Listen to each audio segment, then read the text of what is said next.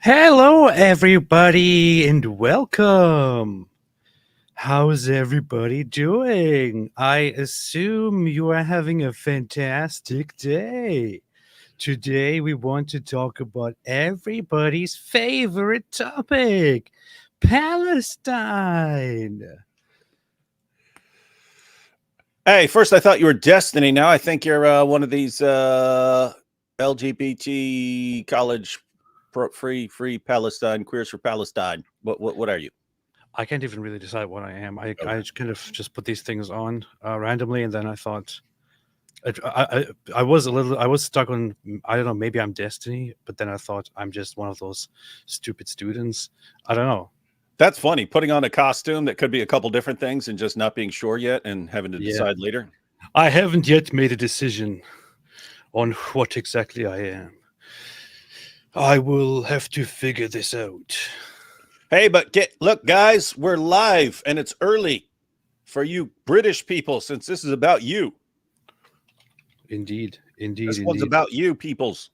Yes, I specifically wanted to do this at this time so that we can talk about British people and how terrible British people are, how terrible Britain is, how terrible it's going to be, Yeah. and so on. All of these beautiful. We're gonna call it not so great Britain the entire time.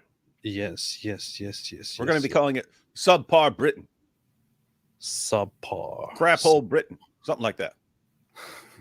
50 apostate prophet memberships. Gosh, man, you've already been given 50, 70, I don't know what's happening here. I think Mars Incoming is like an 80 account memberships.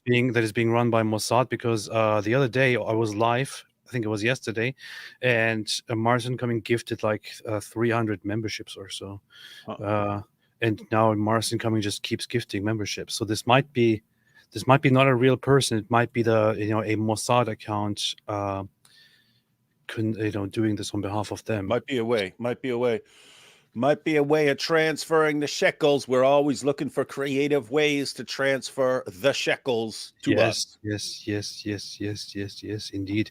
You want the yarmulkes on, you got to give the shekels. I am just looking for something that I wanted to bring up, which I can't find at the moment. But I saw Black Angel. I bet you're watching, aren't you? I hope you're watching. Black Angel, if you're Black watching. Angel, you there? And you tagged me in something which I can't find anymore right now, which was some guy, some patriotic person from Britain responding to Mohammed Hijab and saying enough is enough. So I would like to bring that up as well at some point. Yep. Yes, Black Angel's here. Black Angel is here. Okay. Black Angel, he needs whatever you sent him earlier. Yes, yesterday. You got a super chat from Gay P. Gay P. Yes, Slay Queen, free Palestine. Yes, I remember. How could I ever forget? How could I ever forget? When we first saw that, we're like, how did no one come up with that like 5 years ago? Yeah. Well, so as a queer gay person, I am very, very much pro-Palestine, and I want nothing but freedom for Gaza, especially because I would be totally safe in Gaza, considering that, as Crusader here pointed out, there are no tall buildings left in Gaza, so I would be totally fine. I wouldn't be thrown off. Yeah, you can walk in there. All those tall buildings are now gone, and you could just walk in there and be like, checkmate, jihadis, I'm here, and I'm fabulous. Fabulous. Also, free Palestine. And down with Zionism and El Israel. And we are always for freedom and inclusivity and tolerance and love. And by the way, down with the Jews. What a stupid world. All right, anyway, let's be serious here for a second. Yeah, we got to be serious. This is a serious show, ladies and gentlemen. Serious show. Yeah, get the hell out of here. We watch things and we refute them. That's what we do. We're dead serious. This is not a joke. This is not a joke, brothers. This is not a joke, brothers and sisters. So, you think this is a joke? You think this is a game? You think this is Logic the Gathering? I think that soundbite. There was a soundbite of Yasser Qadhi saying, "This is not a joke, brothers and sisters." Not a joke, brothers and sisters. I need to put it on my soundboard. How could I not do But, that? I used that in my but video. in context, he's talking about how the Ahruf and Kirat and stuff caused doubt even among Muhammad's followers and so on. Yes. And it would cause doubt even among Muslims. And that's why you got to like hide it from them and stuff like that. And then in the midst of all this, this is not a joke, brothers and sisters. You're hiding, boy. You're hiding.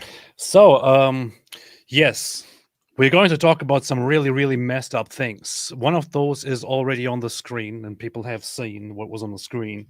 And that is Oh, I thought you meant us. I was like, what? that too. But aside from that, so we have this tweet here by Bushra Sheikh.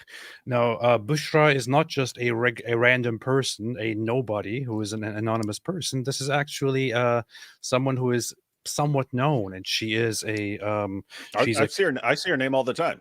yeah, she's a commentator and on a TV personality, and she was also on The Apprentice for some weird reason, which is a TV show.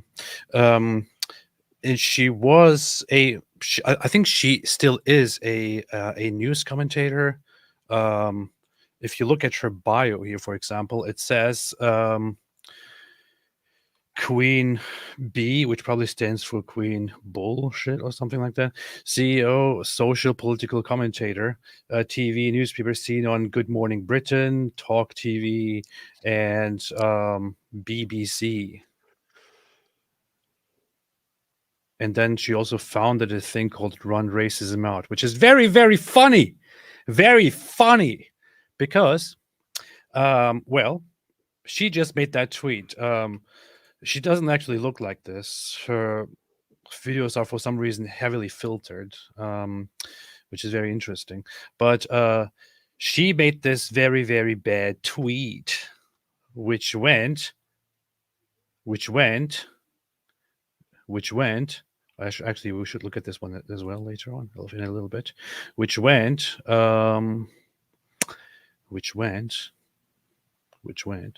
here.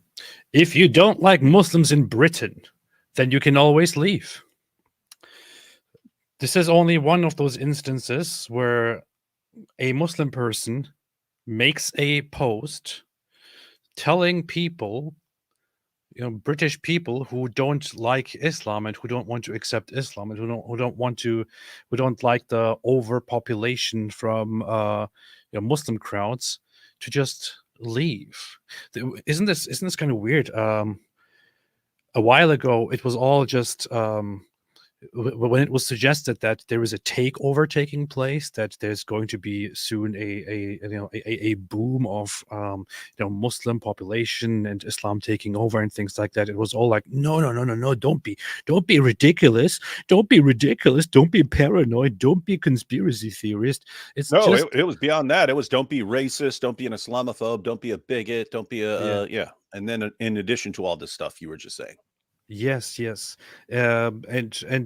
not going to happen anyway. We're just going to take in a bunch of Muslims, and then they will just adapt and assimilate, and they will just see how wonderful our society is, and they will just adjust, because that's what people knew, and we are no different. They are no different from us. All cultures are the same, and if we just invite them, all of them in, and we treat them very, very well, they will be just like us in just one generation. And now you have entire neighborhoods that are turning into Muslim neighborhoods. You have entire cities that are turning into Muslim cities, and now you are being told, hey, if you don't like this, how about you just leave?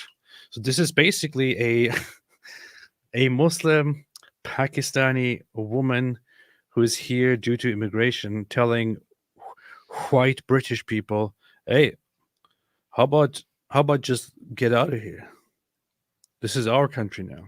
And we are at a very early stage probably, but yeah, this is still very early on. Like I'm sitting there looking and I'm going, wow, she's admitting it this early? You should have waited like another 5 years. Should have waited a little. Like people jump the gun. And it's always like, gosh, dude, if you'd waited another 5 or 10 years, it would have, before letting the cat out of the bag. Interesting. And I think they're all in like such a big frenzy over the October 7th stuff still going on and thinking that they're going to control what goes on there by tantrums and Twitter. And then it's not working. And so, but they're still in like super aggressive mode. So they're just kind of blurting out what they're actually thinking, not realizing if they were in a less aggressive, more calm state, they'd be thinking more clearly and thinking, let's let the cat out of the bag on this one later, little later, once a little further down the road. That's right. That's right. That's what we'll do. That's what they always do. So I'm just saying, Bushra, tactically, you're saying this too early. You're saying this too early. You're letting the cat out of the bag. You're helping people who are saying that's what you're doing. They're trying to take us over, and they're gonna want to kick us out. They're gonna force us to be subjugated and stuff. And everyone else for the past 2 decades, politicians, the media, they've all been saying, "Oh no, you're a complete lunatic. You're a fringe conspiracy nut job, Islamophobic lunatic." If you're saying those things, now you guys are saying them. Now you guys are saying, it's like for years when we said there's a death penalty for apostasy in Islam, and you called us liars, and the average person heard us, what? The Muslims are saying you're liars. See, you're lying. And then all of a sudden you start admitting it when you didn't have to admit it. Like with Daniel Hakikachu, with Daniel Hakikachu and all these guys, and they're in Ali Dawa, and they're admitting, yeah, we are going to kill these guys. Yes, we can't wait to kill people like the apostate prophet. They're admitting it. They're admitting it. What 10 years earlier, the guys were calling us liars for saying. And then all of a sudden, these guys admit it because they think they're in a position, but they don't realize they're allowing us to expose the Dawa community as liars. And it was completely unnecessary. But Ali Dawa did not need to start saying, yeah, we're going to kill you as soon as we get. It's going to be eating the popcorn and watching you get killed. He's been emboldened by situations. But in this bit of time that we have right now, he's made it much easier for us to say, hey, this is what they're planning, because you guys admitted it. Now people can't call us nuts. They can't call us insane. They can't call us Islamophobes for saying it, because you're the one saying it. Now we're just telling them what you say. So on the one hand, thank you, but I think you jumped too soon. I think it just backfired on you. It just backfired on you. What am I looking at, man? Not funny. That's funny. Hey, guys. That would. I like this account. It's a good parody account, but I didn't expect this here with the sunglasses. Hey, you know what I'd like to see? What? Nakba Nancy and Crackhead Barney in a debate. That would be funny. Well, these people like Bushra are getting emboldened not just by certain things that are going on around the world right now, but also because of developments in demographic representation, political representation, and so on. So here's, I'm not sure if you have seen the recent elections that took place in the UK, the mayoral elections, but we now have a bunch of Muslim people, bunch of Islamist people actually joining politics and having a say. And here's Mothin Ali, who's just been elected as a councillor in the Leeds area, where he dedicated his win for Palestine, in quotation marks. Thank you, Tommy, for doing that. This is what him and his cronies think of the country, people, and area that he was elected to represent. I've got none. I really have nothing to say apart from shame on this country. Shame on the Western governments who've allowed... Shame on the Western! Shame on the Western! Shame on the Western? Wait, this guy's a politician? Yes. With the dress and all that. Shame on this country! Death to the West! Death to this country! Imagine you get elected, and instead of saying, thank you, I want to thank everyone who made this possible, and together we will make things better. Country. No, his reaction is, well, first off, I want to say, shame on this country, shame on the West. To America! Death to America! Death to the great Satan! Allahu Akbar! Yeah. Shame on you! Shame on you! Shame on you! Shame on you! Shame on you! Shame on you! Shame on you! Shame on you! Yeah. So these are some of the beautiful people that were recently elected to now be represented in governments. Here he is again. Wait a minute. What is this about? This is the same man who was elected last night and late and shouted Allahu Akbar after his victory. Britain needs to wake up before it's too late. Let's see what this says. They're going to use the pretext. So right at this very minute, Israel has launched one of the biggest attacks against the civilian population that we've seen for many years. Now, they're going to use the pretext of the fight back by Hamas fighters, or supposedly Hamas fighters, this morning. Now, remember the situation in Palestine, and especially the situation in Gaza. It's an open-air prison. It's the biggest concentration camp the world has ever seen. Australia is the biggest open-air prison. Australia is the biggest open-air prison. Stop lying. It's a huge concentration camp, and it was in a terrible situation, of course. Then they had no other choice besides breaking out of that open-air prison and then killing and raping and torturing and setting things on fire and so on. And of course, unfortunately, in response to that, Israel, as deceptive and as bad as Israel is, used those attacks to then, fight back. Shameful, absolutely disgraceful. So this is the guy. But wait, there is more. There's also this here. Hey, by the way, Black Angel responded to you on Twitter. Oh yeah, I saw. Thank you, Black Angel. I'll have a check. We will not be silent. We will raise the voice of Gaza. We will raise the voice of Palestine. Did he say we will rape the boys of Palestine? Yeah, he said we will rape the boys of Palestine. He just said we'll rape the boys of Palestine. Yeah. He said we will not be silenced. We will rape the boys of Palestine. That's what he said. Go back and let him say that. This guy's yelling, "We will rape the boys of Palestine." Listen close. We will not be silent. We will raise the voice of Gaza. We will raise the voice of Palestine. Allahu Akbar. We will rape the boys of Palestine. Allahu Akbar. What a sicko, man. This guy just got elected and he's talking about raping little boys of Palestine. Yeah, I'm not sure what he's on about, but so he gets elected, and then on the one hand he wants to support, he wants to dedicate this to Palestine. On the other hand, he says we will rape the boys of Palestine. I don't know why. This is very, very sick, very weird. Hey, this is the Green Party. You see this? Hey, you see this? This is just breaking. So I went on Twitter just to check, look for response from Black Angel, and then what I see now? Athens hotel siege. Arab mob targets Israeli tourists. In a shocking turn of events, a violent mob stormed a hotel in Athens, Greece, targeting a group of Israeli tourists in what has been described as an Arab lynch mob incident. This incident, which unfolded on May 7, 2024, hey, that's today, has sparked widespread concern and condemnation, with authorities working to restore order and ensure the safety of all involved. Riot police were deployed to the scene using tear gas to disperse the crowd. The situation remains tense as the international community reacts to this targeted attack on the Israeli tourists, highlighting the need for unity and peace in the face of such diversity. So apparently, Jews are not safe anywhere they go in the world. What's this right here?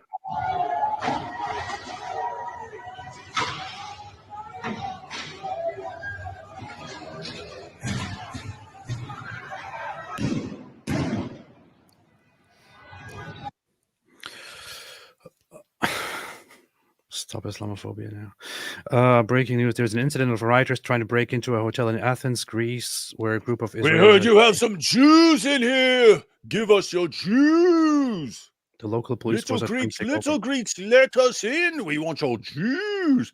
Can you imagine that, like, for our entire lifetimes, the worst thing you could be is a Nazi, and we're all like reminded, hey, Jews got to a point where they're like hiding from the Nazis who are hunting them down. And here you are, this is Greece, and Jews are hiding in a hotel from the mob, the Muslim mob that's trying to get at them. This is nuts, man. There's something that we have been saying, or that some people have been saying to, especially in America, to secular Jews, leftist Jews, and others for quite a while now, which is you of all people should stop being naive and stop being stupid, or European secular Yeah. Jews. You of all should stop being stupid. If you somehow find yourselves on the left and think, oh, I'm going to go the liberal progressive path, fine, yeah, cool. But if you are going to then be like, oh, and I am also, by the way, totally for against bigotry, against Islamophobia, aside from anti-Semitism, which that doesn't make any sense. Islam is the most anti-Semitic, one of the most anti-Semitic ideologies that you can encounter in this wide world out there. If you are going to advocate for more recognition and more respect for Islam and more immigration from Muslims, from Islam in general, from the Islamic world, what you are going to do as a result is just to endanger your own safety, endanger your own lives. I see a lot of people are waking up. A lot of people are realizing that their support for these leftist policies was very, very misguided, and they are seeing the consequences of all of that now. But see this, see what is happening. There is some context here about Greece, about Athens. Greece is, because it is considered the first European country after after Turkey, which basically serves as a bridge. The refugee crisis brought a lot of immigrants, a lot of refugees over the bridge, over the borders into. Wait, who just entered the live stream? I don't know. Just brought them into Europe, and lots of Greek people have been outraged, have been angry about how these refugees are just being let in, not being stopped, and so on. And they were looking for a solution. And you think about this. You have these people, people of Middle Eastern origin, refugees who supposedly come to Europe, who supposedly come to Greece, to Athens, in order to continue to a different place where they want to live a good life, because back there, apparently, things are very, very bad. Instead of being thankful, right? Instead of saying thank you, we are very grateful for the opportunity to stay here and live in peace and live a better life, they become immediately ungrateful, want better standards, want more opportunities, want more money, want to live in luxury. And on top of that, what they also do is to immediately turn this new paradise. Athens is a beautiful place. This new paradise that they found into the shithole, into the terrorist breeding factories that they just came from, that they fled, and then want to attack non-Muslims and want to attack Jews. I have a lot of things on my mind right now that I just better keep to myself. Yeah, they're I think they're jumping the gun and being stupid here, because Greeks go hard, man. Greeks go hard. Greeks are not very happy about the European Union and their entrance into the European Union. Yeah, Greeks are in a different category from like the French and so on. Like the French, I mean, you can just go around burning their cities to the ground, and they'll sit back and wait for police to regain control. If Greeks get ticked off enough, Greeks will form a giant mob. I've seen it. It was over something completely different, because I was there in the 90s, and the U.S. had military bases in Greece. So there was Suda Bay, Crete, there was Heraklion, and so on. And a myth would spread that the U.S. had nuclear bombs there and so on their bases, which they didn't. But the Greeks were just mad that all the hot Greek girls were marrying these U.S. military guys, because they wanted to go to the U.S. and stuff like this. So all these U.S. military guys are going to the clubs and picking up the hottest Greek chicks and marrying them. And so in response, the Greeks started saying, they've got nuclear bombs and they're storing nuclear bombs to get us into a nuclear war. And they would just start ripping stuff to pieces and so on. And even sometimes just forming a mob and attacking dudes and so on. So yeah, they still go hard. They still go hard if you tick them off enough.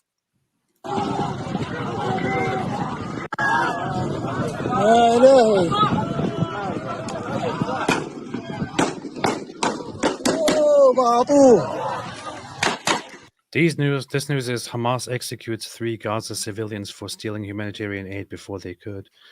Yeah. So if you go for the food, you get shot. If they go for the food so they could take it so you don't have it, then they're the good guys. Just a few days ago, we had footage of it was everywhere. We had footage of Hamas just sitting on top of the aid trucks and with guns and shooting warning shots at citizens, at people. Man, that's straight up like that's the beginning of Black Hawk Down, where it's Somalia and like the aid shipment would go there and people would like starving people run up to try and get some, and then like the warlord shows up, starts firing machine guns. This is ours. Israeli businessman was killed by an Egyptian man in Egypt, Alexandria. And look at the comments. I expected it very, very much. An Israeli businessman was killed by an Egyptian young man in Alexandria. You mean by a hero? This sort of thing must stop immediately. Not very popular. Is this the beginning of the world's hate to Israel? Never there are no disclose innocents in the Israel. nationality of the attacker. Another one bites the dust. Did There the are no Israeli businessman innocents in try to Israel. steal this house? Egyptian young hero. I hope my Egyptian bro is in good health. See, there's always some good news. A hero. Guys, Israel keep in harvest mind, they played and planned in Gaza. guys, look at what they're celebrating. They're celebrating. Here's just this is a Jewish businessman. He's in the area. Just go kill him. And they all, yay! Muslims, Whereas, do you want to be treated like this in the world? Yeah, Muslims, because Arabs, anytime you want to be treated like this in the world? Yeah, anytime we so much as criticize Islam, you start screaming, "Oh, the whole world is bigoted and racist and Islamophobic." And meanwhile, you're, "Yay, kill any Jew, doesn't matter what he's got to do with anything, kill him, kill him, kill him." Claps. Alhamdulillah. Alhamdulillah. Alhamdulillah. Humanity. Wow, what great news. Muslims, do you also want to be treated like this in the world?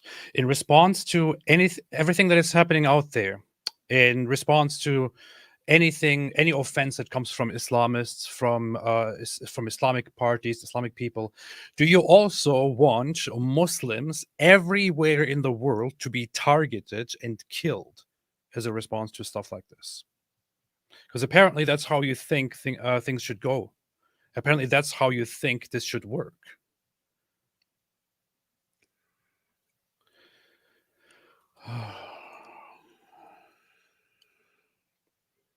Good.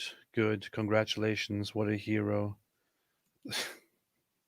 You see this, right? It's like the next moment they will deny that they are like this, and they will say, "Oh no, this is just about defense. It's just about Zionism and this and that." But then we are at this stage already where any Israeli man, any Jewish person, if they are killed, it is justified and celebrated by these people as something good. It's not about Gaza. It's not about Hamas. It's not about Israel fighting back. You can't just this quickly make such a big generalization and start celebrating every single Israeli or Jewish death. I mean, you see it. You go into the comment sections here, and the majority are approving of it and celebrating it and calling the murderer a hero. Is this the kind of world that you people want to live in? Is this the world that everybody else also wants to live in? I mean, is this really something that we should be accepting as normal for the world, for the future?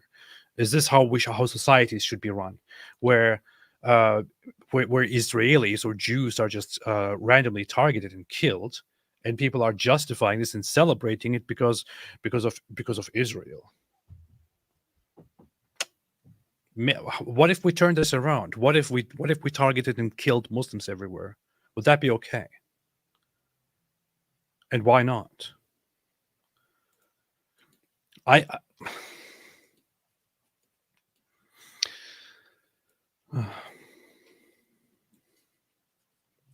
want to say it. We will not be silent. We will raise the voice of Gaza. We We will raise the boys of Gaza. Allahu Akbar. Allahu Akbar.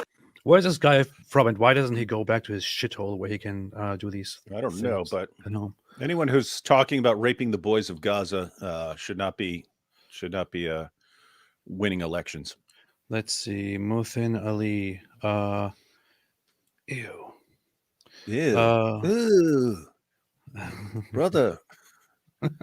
Ooh. Here's the Green Party.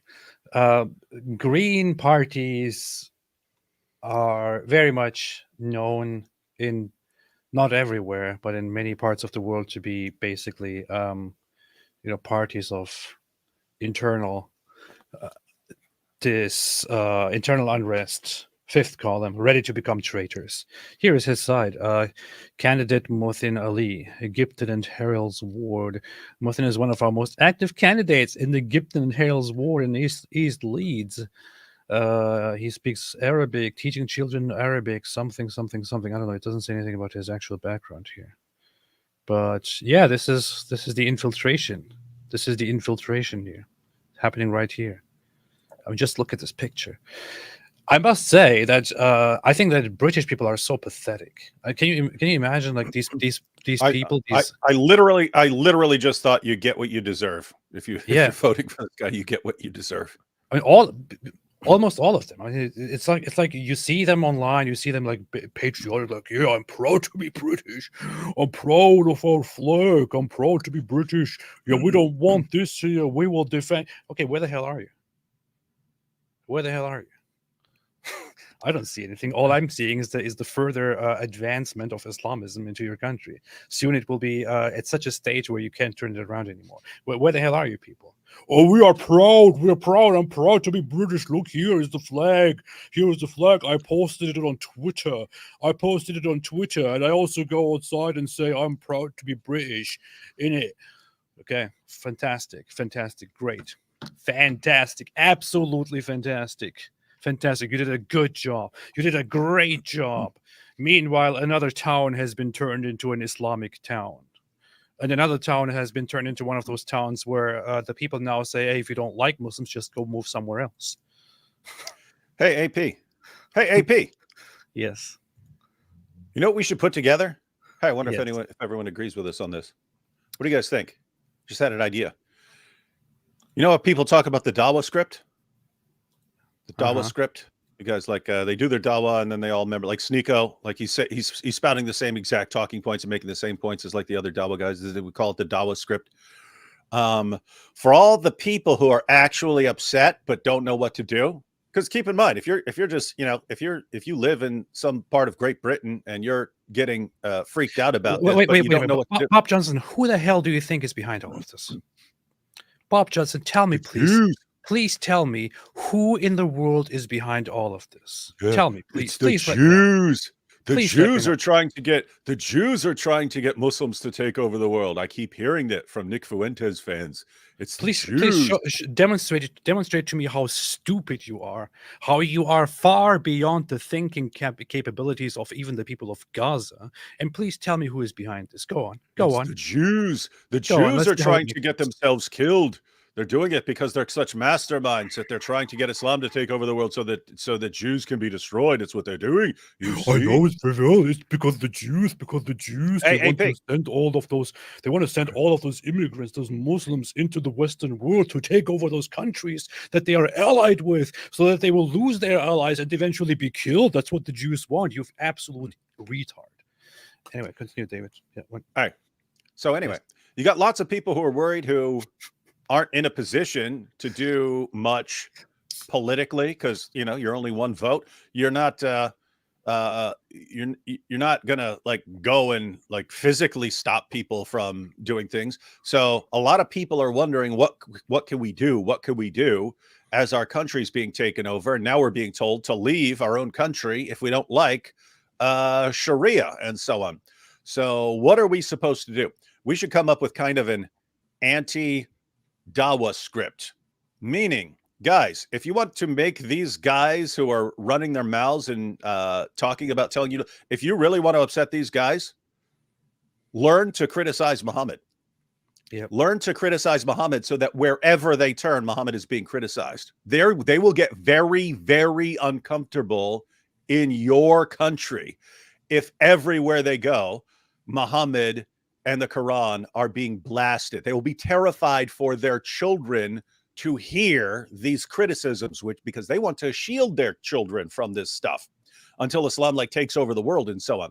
So if you want to make these guys, the Muhammad hijabs and the Bushra sheikhs and so on of the world, really, really uncomfortable where they are, just transform yourself into a population that regularly and routinely criticizes and mocks Muhammad. What we could do, AP, we could put together a little anti-Dawah crash course where we give 5 to 7 points that they can always bring up in every conversation. So Muhammad having sex with a 9-year-old girl, Muhammad taking the wife of his own adopted son, things like that.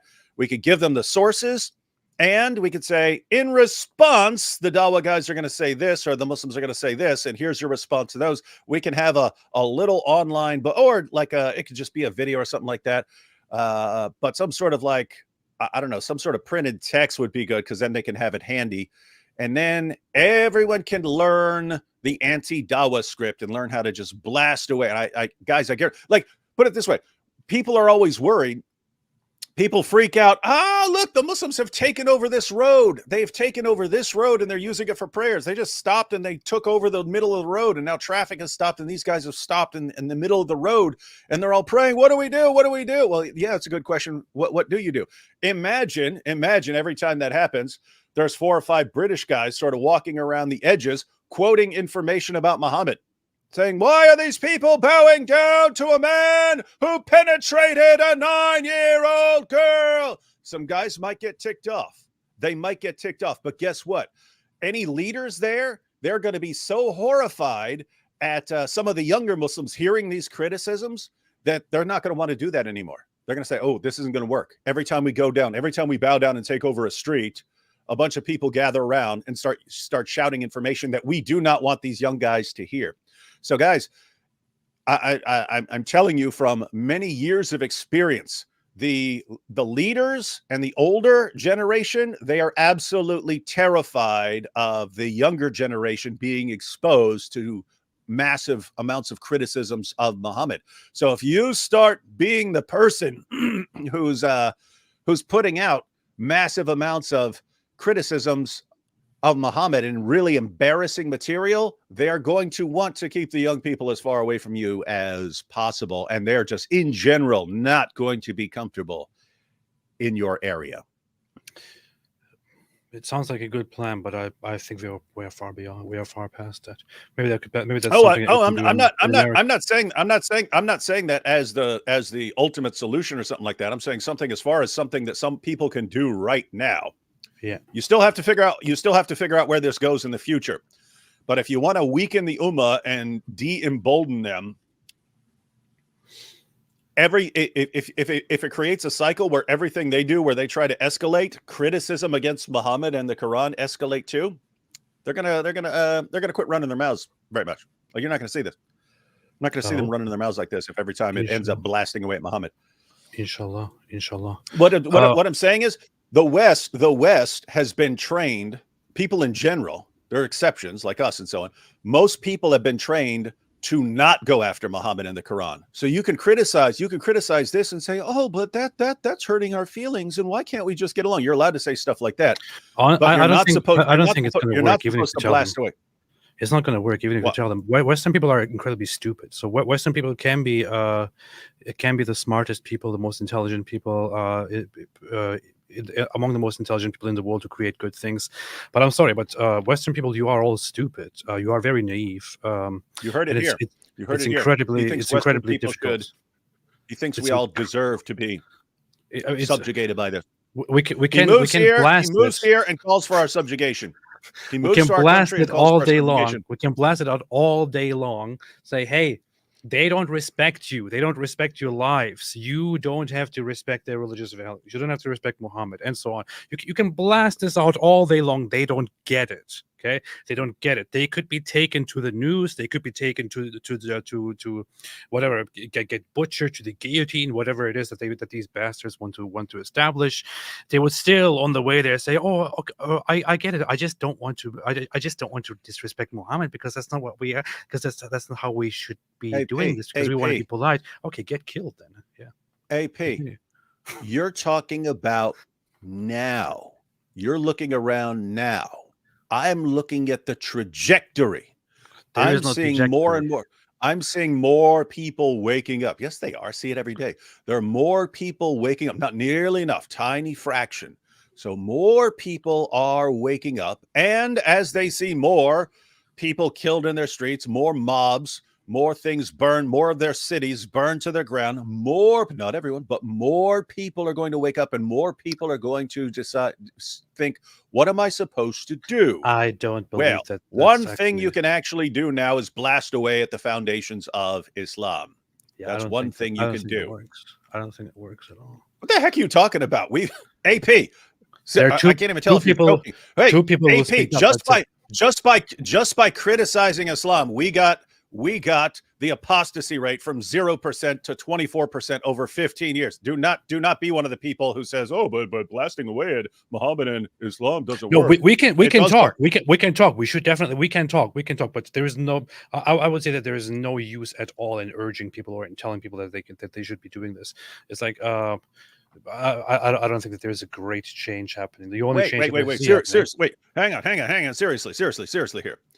If a few people on YouTube and on some websites blasting away and exposing Muhammad got the apostasy rate from 0% to 24% in 15 years, you're saying that if we encouraged way more people to do the exact same thing, which blasted the apostasy rate through the roof, and if we know from statistics gathered by Muhammad Hijab himself that the thing that causes doubts and causes Muslims doubts about their religion most is finding out all this embarrassing stuff about Muhammad, and we know that they try to shield their fellow Muslims from hearing this information because they know how damaging it is to their religion. You're seriously saying the one thing we know that works, it's not completely successful, doesn't like solve all the problems, but we know it works in causing people to doubt Islam, causing people to leave Islam. You're saying here with a straight face that having massively more people do the exact same thing and get that information to the Muslim community until it becomes common knowledge, so that whenever anyone opens his mouth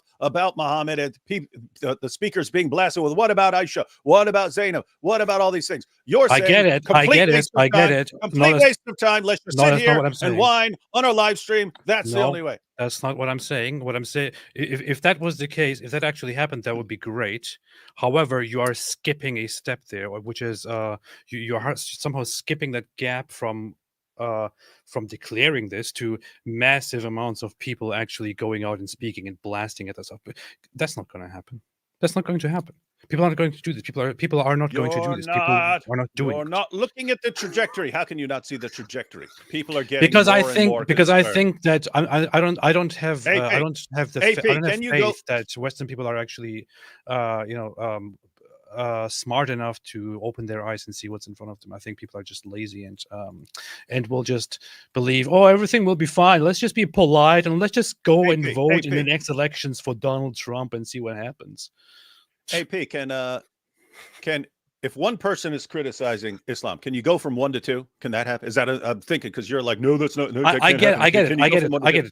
We already got it. But look at this. These are okay. So just suppose. I'm AP. I'm saying this because I have seen. No.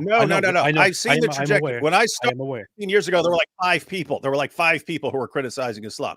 Now there are tons. The idea that there can't be way more. Why are there tons? Because some people woke up along the way. If a bunch of people woke up along the way, and then you say, well, they can't wake up anymore. We've reached peak awakeness, and no more people can wake up. I got it. Even if you say 50,000 times. I'm starting to think you're a secret agent trying to discourage Westerners. It's all too late, ladies and gentlemen. Even if you're going to say just go down with the ship. Be calm. Go down with the ship. There's nothing you can do. You've been subjugated. Give up, ladies and gentlemen. Give up on it. Even if you say you're American now, we don't give up. David, come on. We dump people's crap tea into our harbor and we destroy Islam. David, let's move on. Okay, come on, let's move on. Even if you're going to say it 5 million times, I understand, and I don't believe it is going to work. If you think it's going to work, good luck. Good luck. When I Every see day, it, when I see it, I all we will hear be from happy is and I will be negative surprised. Nelly. When I see it woman, happening, you are a negative when I Nelly. see it That happening, Muslim I woman will. is right about you. You're a negative Okay, Nelly. You don't like Muslims because they're positive. David, come on, let me talk. See, they're talking about subjugating the world, but at least they're positive. You're negative Nelly. I swear I'm going to mute you at this point. This is what they do, ladies and gentlemen. They silence us.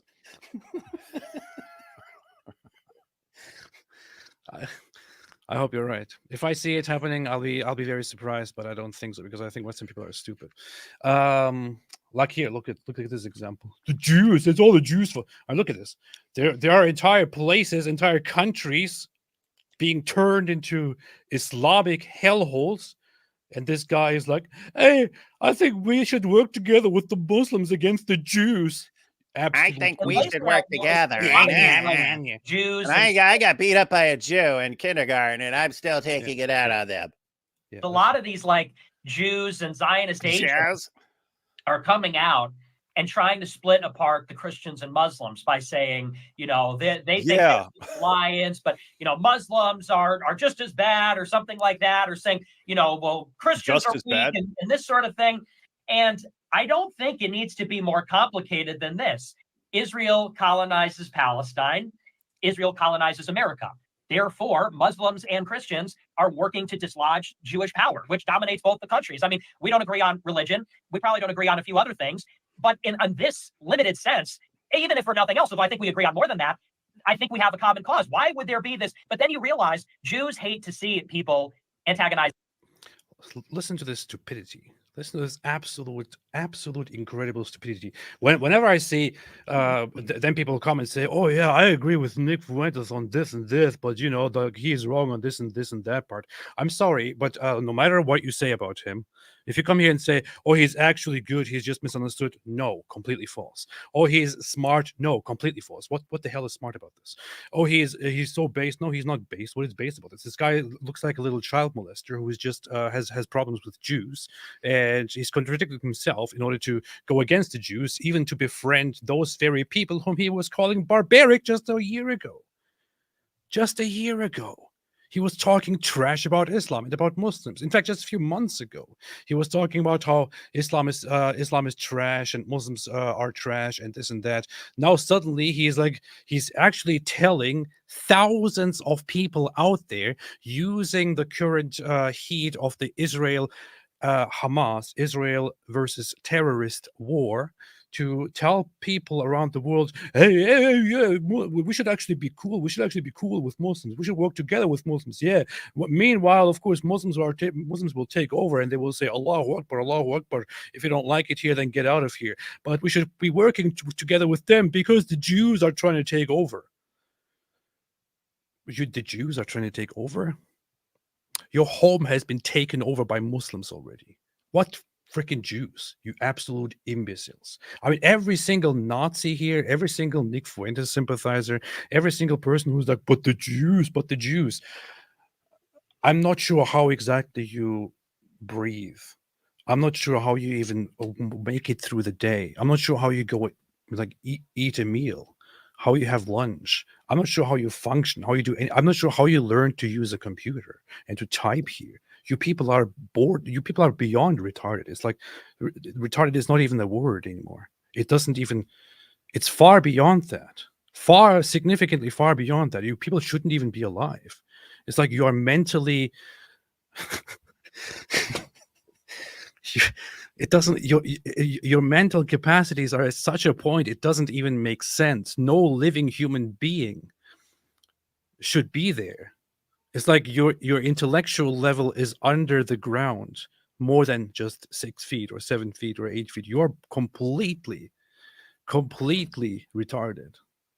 Not double, not triple, entirely retarded. You're like dead people. You're like zombies. Zombies who think they can think, but you can't. And we all just see how ridiculously stupid you people are. Anyway, this is the kind of stuff that we're dealing with. And seeing stuff like that. I mean, look at this. Look at this here. Look at this here. He is right. Let me read Muhammad Hijab's message to you. He's right. Muhammad Hijab says, it is clear that elements of the right in the UK are and by the way, while we're reading this, think about those completely detached, stupid American Nazi people like Nick Fuentes, who are completely detached from what Europe actually is going through, and who are like, oh, Muslims and we should be friends against the Jews. Just listen to this. It is clear that elements of the right in the UK are embittered at the rising population of Muslims and or ethnic communities in major cities. Let's be real. If you are waiting for a policy or party that will remove 1.4 million Muslim British citizens from London or 350,000 Muslims from Birmingham, such a policy will probably never come. Practically speaking, you can solve your problem by going to other towns and cities with less Muslims or ethnics. 93% of the country is non-Muslim. If you don't like it, just go somewhere else. If you can't tolerate us, you know where the door is. You know, he has a point here. He's not wrong. He's saying, yeah, I know you guys on the right, you have a problem with us taking over cities and all that. But let's be real for a second. It's too late. It's too late. You can't do anything about this. Can't do anything about this. Because we are here, and there will never be a policy. There will never be, a legislation. There will never be an actual act which will relocate or which will kick these Muslims out of these cities. They are already there. Deal with it. There is nothing you can do. He's rubbing it in right here. He's saying, there's nothing you can do. If you don't like it, how about you go somewhere else? How about you go somewhere else? You know he's right. Who can say that he's actually wrong? I don't think that he's wrong. I think he's totally right. And he's proud of this. But hey, I'm proud to be British. I'm proud to be British, mate. Yeah, I'm waving my flag. Yeah, I'm gonna march. Yeah, and we go to the elections, and we're gonna elect some other mayor. Yeah. And we know very well Sadat Khan. We're gonna get rid of him. Yeah, that's what they were saying just a few days ago. Now he's reelected. How did that work out for you?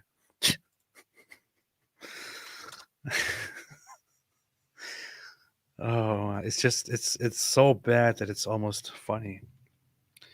It's so bad that it's too funny now.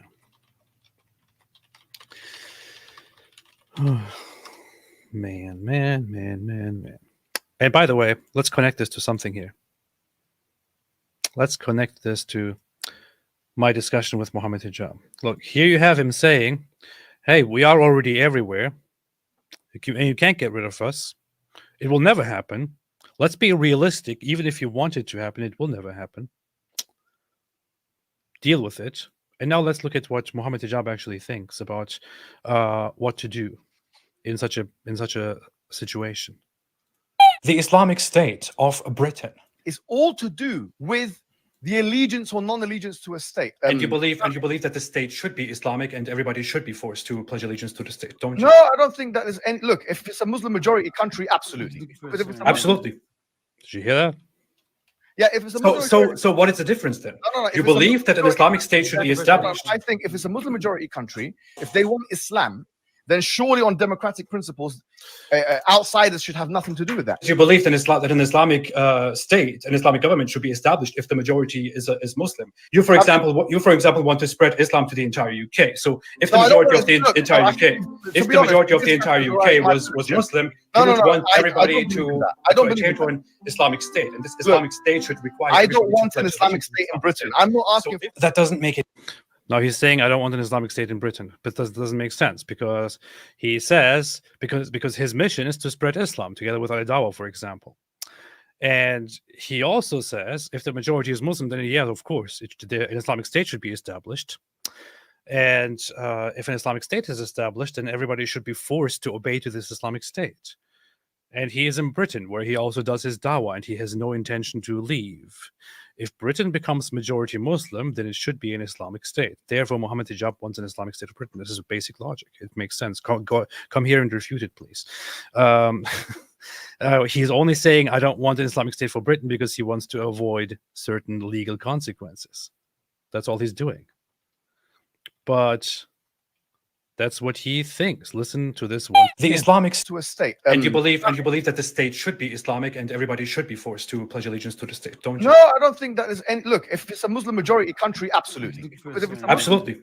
yeah, if it's a So, Muslim so, majority, so what is the difference then? no, if You it's a believe Muslim that an majority- Islamic state should be established. I think if it's a Muslim majority country, if they want Islam, then surely on democratic principles, outsiders should have nothing to do with that. You believe that So there you go. There you go. With what you just heard, just think about this whole text here again that he said that he typed in here, where he said, where he is basically rubbing it in and saying, hey, it's too late, you know, if you don't like us, how about you move somewhere else? Deal with it, man. I guess British people deal with it. What are you going to do? What are you going to do?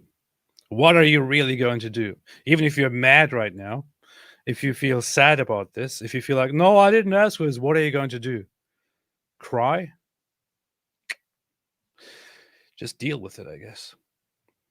That's what you've been doing all along. Yeah. Yep. Yeah. Then I saw this tweet here, or this fight here, where I thought, hey, this looks so based. But then in the end, I thought again, wait a minute. What this is actually saying? So a Bo says 31 million people on this island are Christian. Half of them are men. This is, by the way, in response to what Mohammed Hijab tweeted here. It says 31 million people on this island are Christian. Half of them are men. 15.5 million Christian men against your 1.4 million limp-wristed, perpetually emotional explosionaries. We were welcoming. We have been tolerant. We have been patient. No more. You shit where you ate. You have raped the country's children. You have taken our lands and abused our women and girls. You have lived off our men and their blood, history, sweat, and hard work. No more. God bless the United Kingdom and all her men, real men, men that change the world. And at first, when you look at this and when you read it, it's like, whoa, yeah. But then, okay, cool. Good post. Decent amount of likes. Okay, so what are you going to do? What are you going to do? Nothing at all. Just gonna make another post and get a few more likes. That's it. Here it says Mohammed Hijab came in and said, if we've done all those bad things, what are you gonna do about it, keyboard warrior? Look at this. He's not scared. He says exactly what I'm saying right now, because he knows that you people are not going to do anything except complain. Bo says, try me, fatty Hijab. Your time is up. And Mohammed Hijab says, if you're a man, spell out what you're gonna do. Bo says, I'm a woman, and I would still take you on. Turns out this is a woman. The bravest thing, toughest thing, most patriotic thing that I read here actually came from a woman. After this, Mohammed Hijab stopped, of course, because he's like, a woman? Oh, no, I can't talk to women. Women are beneath me. But yeah, this is the best thing that people can do in response to Islamists being proud of immigration and of taking over, is making a post and getting 6,000 likes. And then, yeah. Good job. Here, let me give another like here. Let me give another like. Let me retweet this just to help the algorithm. And from there, maybe this person can make more tweets and get more interactions and be happy about it while doing nothing and while just watching it all happen. Very, very good job. Good work. Good work. David, anything you want to say about this fantastic trajectory? No, it's all hopeless. We're doomed. There's nothing we can do except sit here. Yeah, exactly. Here's Jake Shields. Jake Shields is arguing with Tim Pool because Tim Pool invited him to a show. Then he said later on, you know what? I don't want it anymore. I don't want Nick Fuentes or you on my show. And then Jake responds to him and says, "You lie like a Jew." Do you see this? You lie like a Jew. 1.7 million views, 10,000 likes, 700 comments. This is now normal. It's now normal. This is the new rise. Let's look at here. You invited these people in here thinking, hey, everything will be cool. Everything will be all right. Here's Haq Aisha saying, I am not pro-Hitler, but upon seeing the ethnic cleansing of Palestinians, I really wish that he should have finished what he started. This is the new normal. Man, the same people who fought off the Nazis, who bombed London to the grounds, invited over people who are now praising Hitler and saying, yeah, let's do what Hitler did. That's what's happening. Anyway, today Israel has been going into Rafah in hopes to put an end to the war, to the mission of finally destroying Hamas and taking full control of Gaza. And I hope that they succeed in doing that. Hope they can take full control of that. Hope they can destroy Hamas. And I hope that they can be in charge of Gaza once again to deal with it appropriately this time. And all those who are against Islam and against Islamism and who oppose Israel right now and who think Israel is evil, Israel is bad, Israel is doing genocide, Israel is doing colonialism. You people are worse than those who are just sitting there and watching, because you are helping the Islamists. Israel is right now at the front, risking its entire existence, going against the world and fighting the Islamists who are out there, who want to kill Jews and who want to establish a caliphate from there. The United Nations says Israel should stop now. Even Biden's weak America says you should stop now.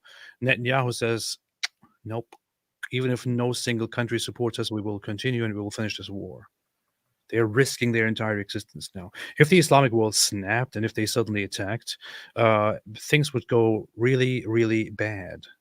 And Israel could risk its entire existence. But Israel is fighting on the front. And what do we have here? We have some guy who looks like a child molester talking like, we should be united with Muslims right now against the Jews. Yeah, because Jews are bad. Because Jews are bad. Jews are very, very bad. Jews are bad because they're fighting the Islamists right now. They should be giving the land to the Islamists so that they can take it and establish an Islamic caliphate so that the Muslims can get more emboldened and invade us and take over, because that's what we all deserve. Yeah, maybe.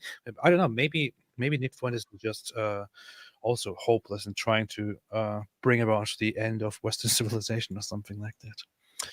Maybe he's just doing and putting on an act. I don't know. Yeah. Oh, what is this? That's an interesting set of data. Immigration and crime. In Germany, Afghans and Africans are proportionally 40 times to 70 times more involved in gang rapes than Germans. Germans 0.6 out of 1 million. Africans 23. Afghans 41. No, it's probably just a misunderstanding. Can't be right. Yeah. Can't be right. Nothing to see here. Input latency says off-topic tornado in my area. Please pray for the peeps around here. Much love from Michigan. God bless. I wish you all the best and stay safe. Tallygraph became a YouTube member. Welcome to the club. Mars Incoming gifted 10 memberships, gifted 20 memberships. Thank you so much. Appreciate it very, very much. Maybe it will be helpful at some point. Mars Incoming gifted 50 more memberships. Thank you very, very much. Very much appreciated. And also thank you on behalf of all those who were given a membership. 50 more. Very, very nice. Eric Apkiner said, it's too late. England has now become Anglistan. It's going to be worse, man. This is nothing. Great Me Daddy said Golden Shower. Richard Dawkins said Matt Dillahunty is your hero now, AP. How does it even make sense?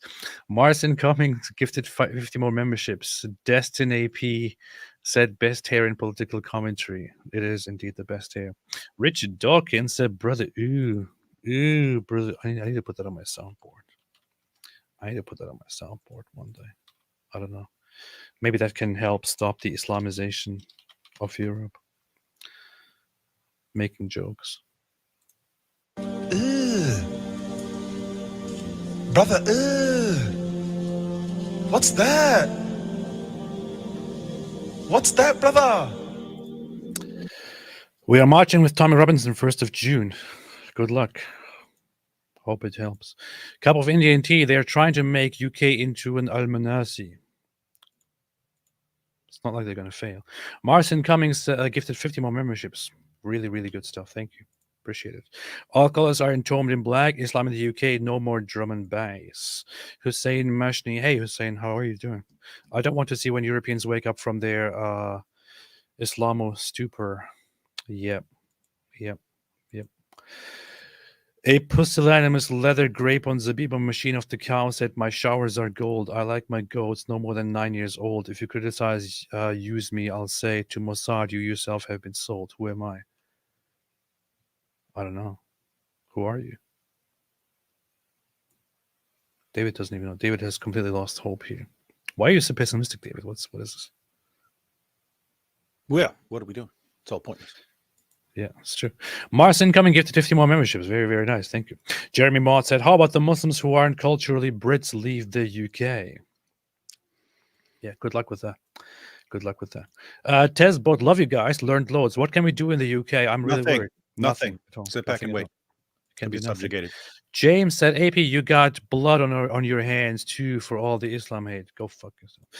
Divine High Priestess of the Sacred Flame says, save Torwood Castle at GoFundMe, ancestral home of the Forrester clan. Is this serious? Go check it out. Cameron said, please do Mohammed Hijab goes to Finland. Yeah, he'll be walking around and saying, you finish. Jack said, these instances are looking scarily similar. Are people going to sit back and let it happen again? It's making me sick to my stomach. Humanity, wake up. Anders Ljungberg, what are you wearing on your head? SO, not gold. The wisdom of the goats, please. My goat arrives next week. Yeah, should have Torwood Castle is a ruined 16th century L-plan castle near the village of Torwood in central Scotland. It was listed as a Category A listed building in 1979. The Buildings at Risk Register for Scotland originally listed its level of risk as low, but raised that level to moderate in mid-2019 after seeing signs of continued neglect. Give it up. Torwood Castle is doomed. Nice. Oh, but hey, elections are coming up in America. Maybe this time, our party will change things for the better. And if it's not this time, then maybe 4 years after that. And maybe if not that time, then maybe 4 years after that. And maybe if it doesn't work that time, then maybe the next term. And maybe if not then maybe 4 years after that. Render unto Caesar, what are you two going on about? About all the good things in the world. Random OK said Deus Vult every day, but how about do something? Exactly, that's what I mean. No, Mohammed Hijab's don't do anything. It's pointless. Go ahead. Yes. We will stop the boats. Mohammed Hijab's chesticle said we will stop the boats. What's your problem? Matthew Wivturik said, hey, this is Matthew Wood. She was 9 years old guy. Oh, that's you? Okay. Yeah, I was thinking of inviting you here for a conversation, but then I have been told that that you didn't have very good intentions about coming on the show and speaking. So I decided not to do it. Although I liked the act of speaking on that day and saying she was 9 years old and even getting detained for that. I think from what I have heard, you would contribute to more suffering than goodness. And especially right now, not going to tolerate that. That one Jewish girl said, praying to Allah for that Mossad collab. Yeah, inshallah. The Ashdale Regiment said, collab with Nigerian perspective Frank Stephen. We'll look into that. We'll look into that. David is trying to get in touch because David is making notes and doing all of that stuff right now. He's dealing with that right now. I know that for a fact. Shake my wingerling said, atheists, can they ever be on time? They can never be on time. Just like British people. Sam's Cola said, hide her face in the thumbnail. I can't control myself. Well, keep it in your pants. You're writing broom Sharia for the UK, period. Yeah, exactly. I reckon I'm gonna hello shaky booty and mutasawwuf Dawood Wahid.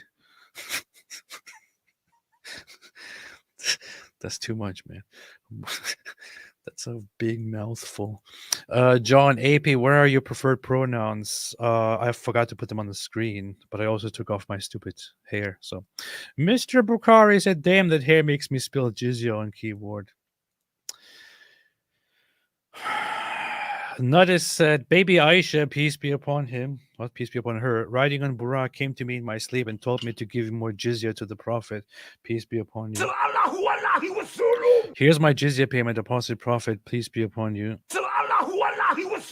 Please tell Allah not to curse me with just green grapes, but allow me more purple grapes. I will look into that. Thank you. Thank you very much. I appreciate it. Why is it quiet, David? Jit Mondal said, without lies, Islam dies. Sankey said, we want a life with Benjamin Cohen, not his sister. Who's his sister? Who's Benjamin Cohen's sister? Hi, Dan. It's not my beautiful Britannic Dan. Gay P said, yes, slay queen, free Palestine. Indeed. Mothman, servant of Dajjal. I think it's Elon Musk. Mars, most likely. Render unto Caesar. I just finished Matthews, aka she was 9-year-old Kika Chad's interview with Middle Eastern Witness, and whoa. Hope you can get him on. Yeah, maybe as I just said, behind the scenes, we can have a conversation and then see how we can proceed from there. Lou Strap Larry said, TikTok time for Rooster slurp. If we can get you to 5,000 watches, can we get a shirtless live stream? Yeah, definitely. If we get to 5,000 watchers. Wait a minute, that's not very unrealistic because at one point I had like what was the max? You had over 4. You had over 4. I think it was like 4,500 or 4,700 or something like that. It was very close. 4,500, I don't know, something like that. So I was almost going to say it, but no, I'm kind of scared. I'll get back to you. Philip Daniel said Palestine belongs only to brown Canaanite pals. Polish 0%, Levant DNA Jews get out. Am I right? But Europe belongs to everybody, especially Muslims. Yeah, exactly. Mars incoming says, Israel.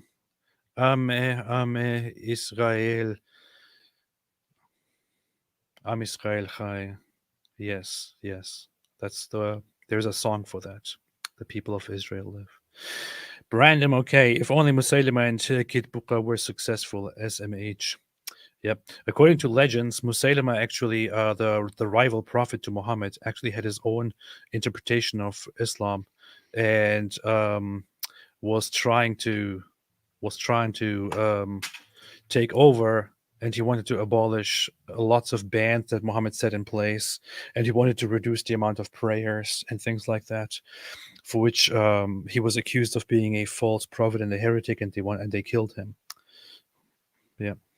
Very, very based stuff. Philip Daniel, Palestine belongs only to Brown. Already read this. Pay every penny to save Israel. Alhamdulillah, said David Wood. Some Mike Winger looking normie t-shirt. Christian. AP, fabulous queers for Palestine cosplay. Atheist. Draw your own conclusions. Indeed, this is a good point. But I also have an America shirt here. Look at America shirt.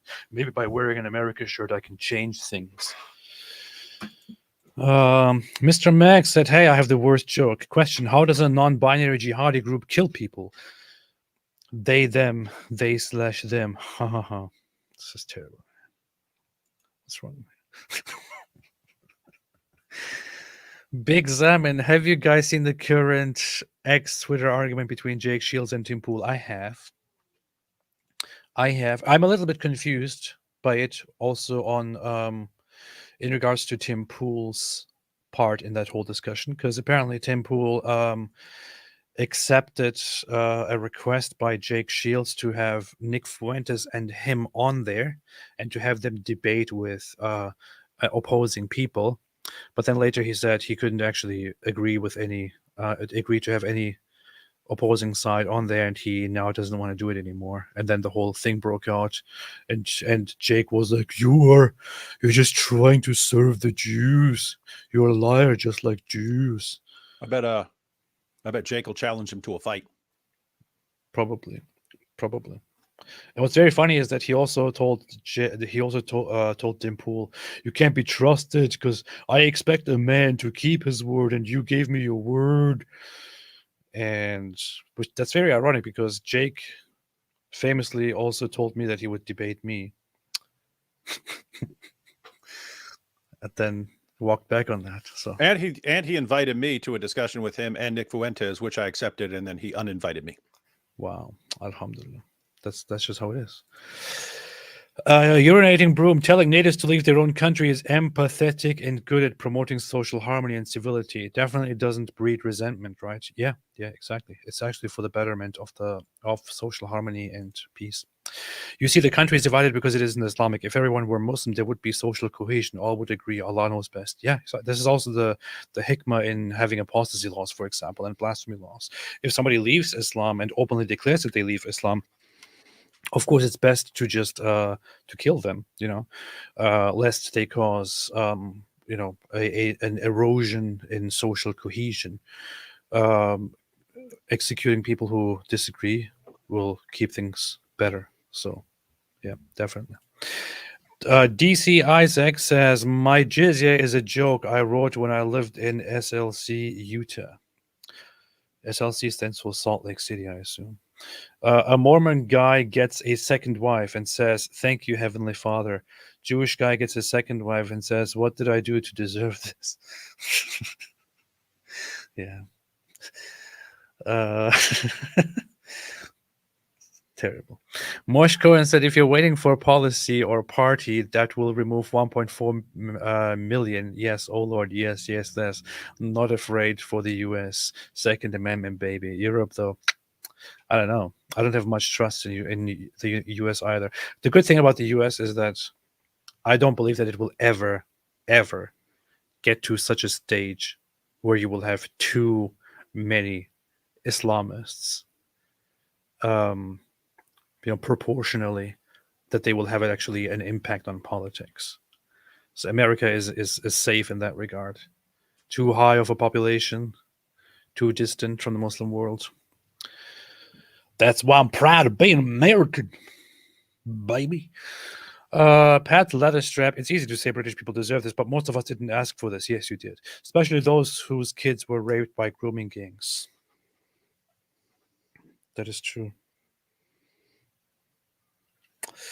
That's true. Mark Roman, guys, your work is invaluable. We have almost no content creators on or YouTube channels opposing Islamists in the UK. Not only that, majority of youngsters are brainwashed by 20 years of dawah. Thank you. Appreciate it. Don't think there's much that can help at this point. Arun Gupta said, pedophile polygamy gang. Mohammed Hijab's Chesticle said, what are the best arguments when dealing with ignorant Westerners who claim Islam is a religion of peace and screech Islamophobe? I would say open the Quran and all that. Loose strap, read this, urinating broom. AP, be careful, or some brain that Dawa bro will kid this and put it on Twitter saying, you see, the apostate is in despair and knows Islam will win. I don't think Islam will win. None of this implies that I think Islam will win.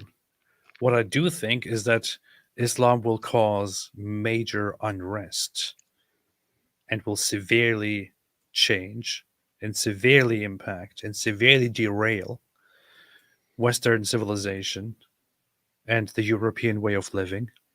And there will be no peaceful resolution. That's what I think. And I'm not hoping for that, but I think that that is quite possible. And I don't know, it's at some point you might even have secessionist, separatist movements in the UK, for example, demanding to establish a separate Islamic nation on the British Isles to separate themselves from the United Kingdom. And you will fight with them. I don't know. There are different theories. I don't think that Islam is going to take over the whole world. That's not going to happen. What do you think, David? We're all doomed. What else? Nothing. Well, seriously, what do you think? There's one fundamental fact we know about people, AP. They cannot change their minds or change their course of action. Whatever they are now, that is what they are doomed to stay as, and therefore we are all doomed because it's 99.9% morons who have absolutely no clue what to do. A couple of people warning them. They don't listen. It's over. They're cooked. Let them cook. They deserve what they get. No, seriously, what do you think? We're doomed. But seriously, what do you think? I just said it. We're screwed. Better them than us, but Europe is cooked. No, seriously. What do you think? All you people in the UK need to start moving to the United States now because it's your last hope of refuge. Take the advice of Bushra Sheikh and Mohammed Hijab. Get out while you can. No, seriously, what do you think? I just said it. Okay. Well, that's pretty good. It's pretty good. Pretty good. Continue talking. I'm just getting some updates here and just urinating broom upon one another. That's what they do.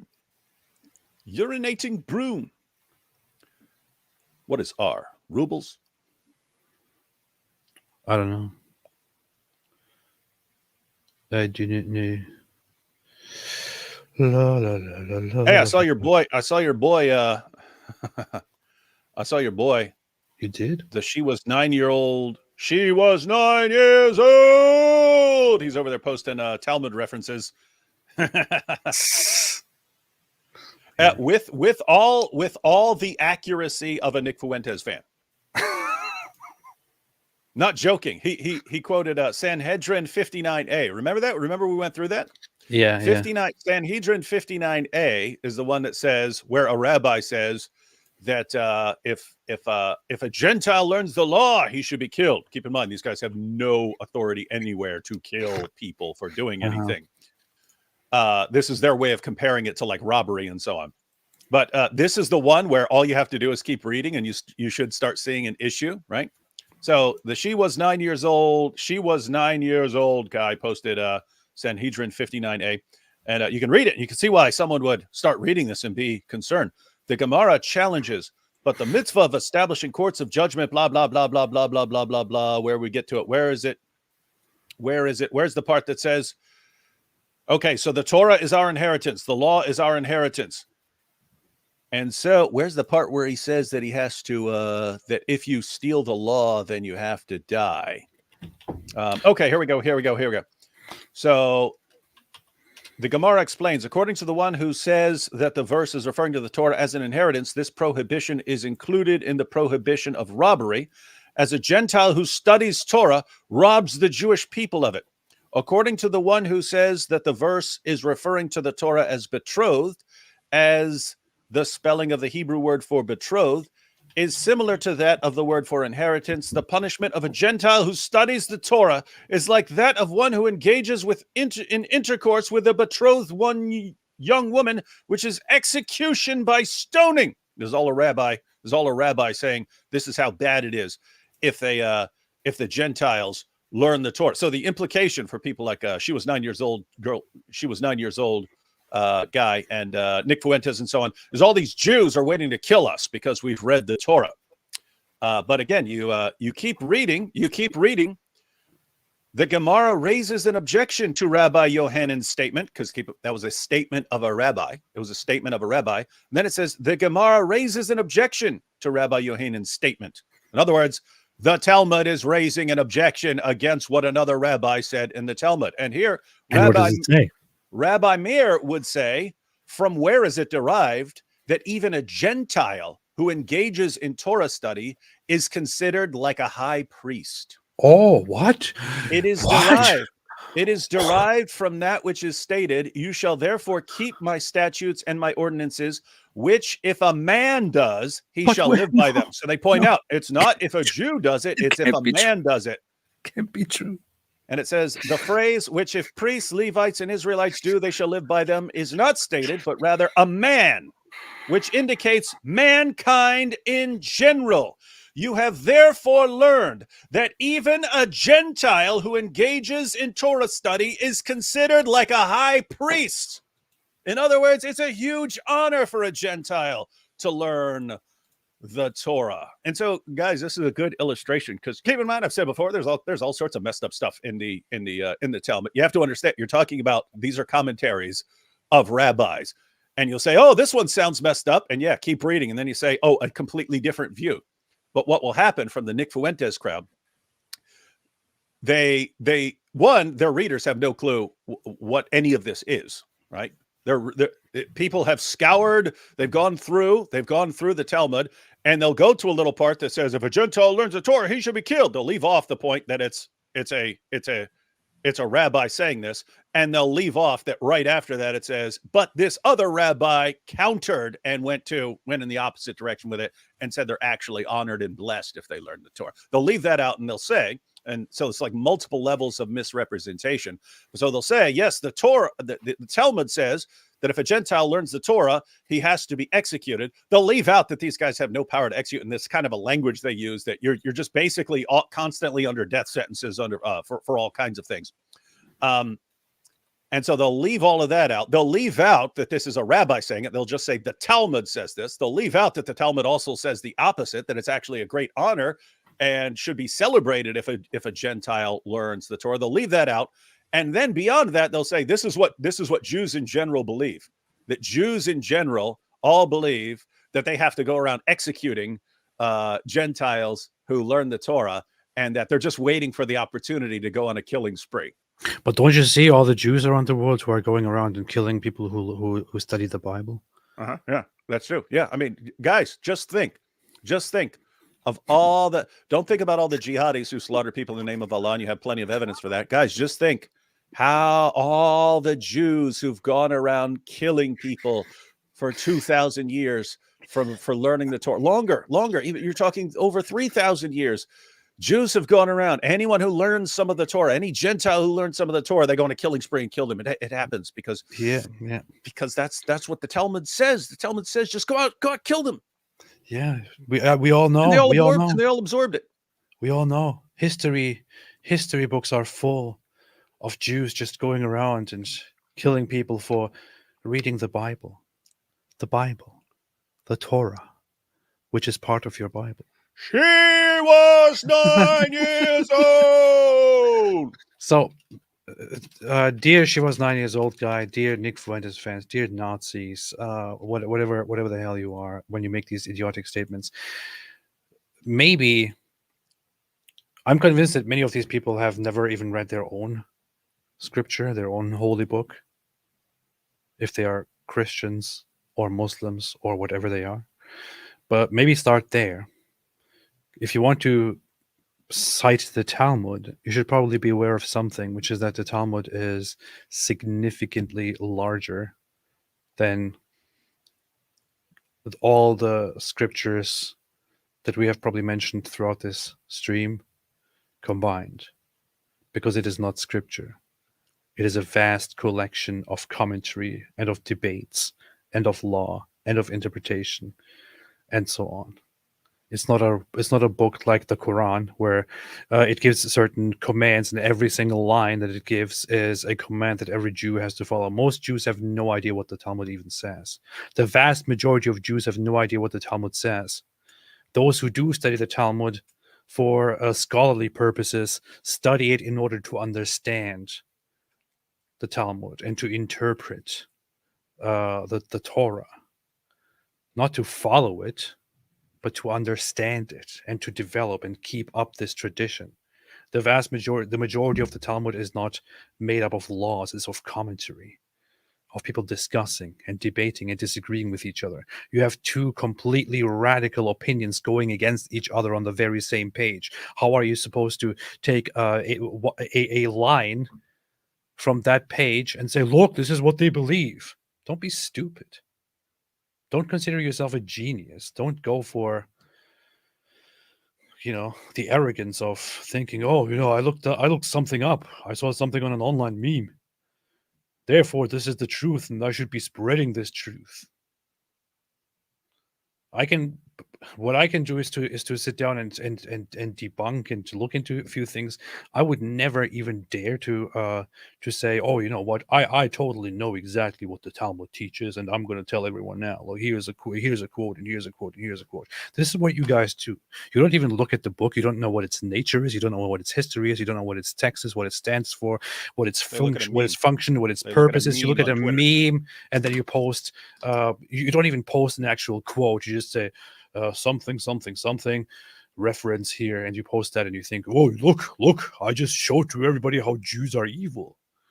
This is what Muslims do to about Christians in the Muslim world, and you do that here about Jews without even understanding what in the world you're doing.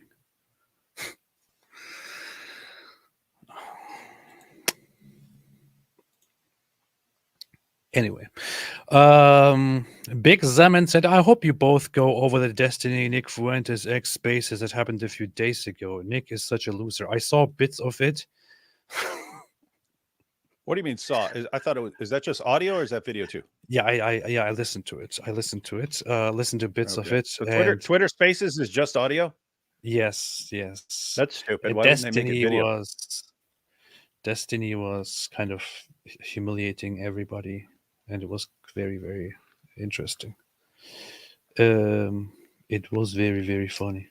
And it was like Tucker got fired because Andrew Tate is in the room with them, and it was. Wait a minute, who is that? Didn't Tucker get fired for having an opinion that went outside of the narrative? No, Tucker got fired because he almost cost Fox News $1 billion for lying on air. It's funny that you defend the fact that he had an original opinion. What you're actually defending is misinformation and lies, which is supposed to be something you guys are against, I thought. Seriously? Andrew Tate is going to try arguing with Destiny? I mean, seriously?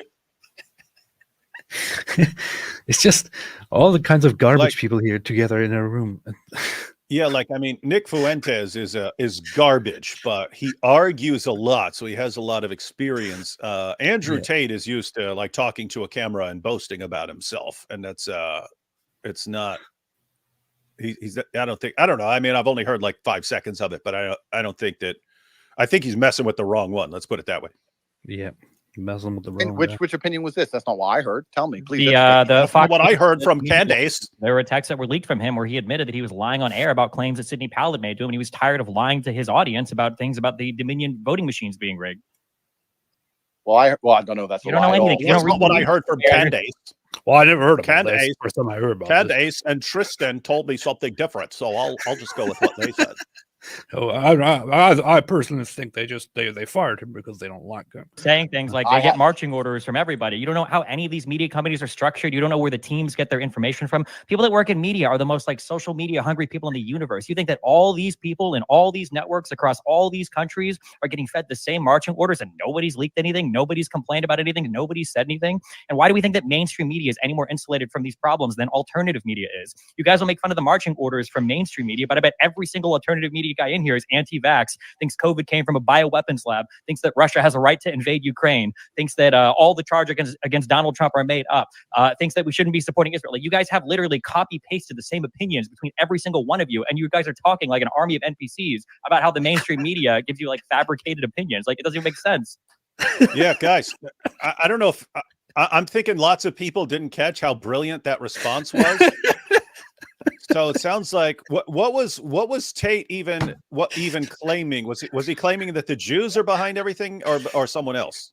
Yeah, Destiny. So Andrew Tate and the whole camp. Some of them openly say Jews. Others just say it's the globalists controlling everything. But so yes, big power controlling all. He would say the Matrix, and you can't go against it. Yeah. So Tate was. Tate, I'm not clear what he's saying. The conspiracy, who's behind the conspiracy? But Tate was saying there's this conspiracy that controls the media. So lots of the Nick Fuentes crowd would say people like Jews. So behind the scenes, mind you, there's this group and they're controlling all the media of the world like puppets, and that's why all the media are spouting the exact same thing, because of this group that's controlling everyone, right?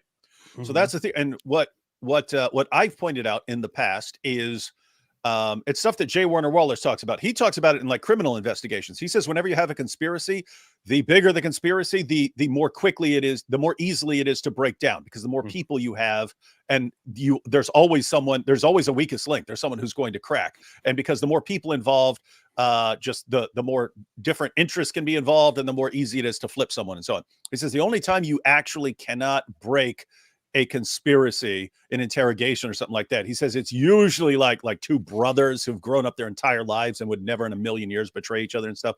Those are the ones that you can't crack. The bigger the conspiracy gets, the more more rapidly it will break down, because there's more people involved and so on. So anyway, the point is, if all the media and journalists of the world are aware that they're getting their orders from someone, okay, here's our daily orders. Here's our daily orders of things that we're supposed to report from whoever it is that's sending them these messages. This is what you're supposed to report today.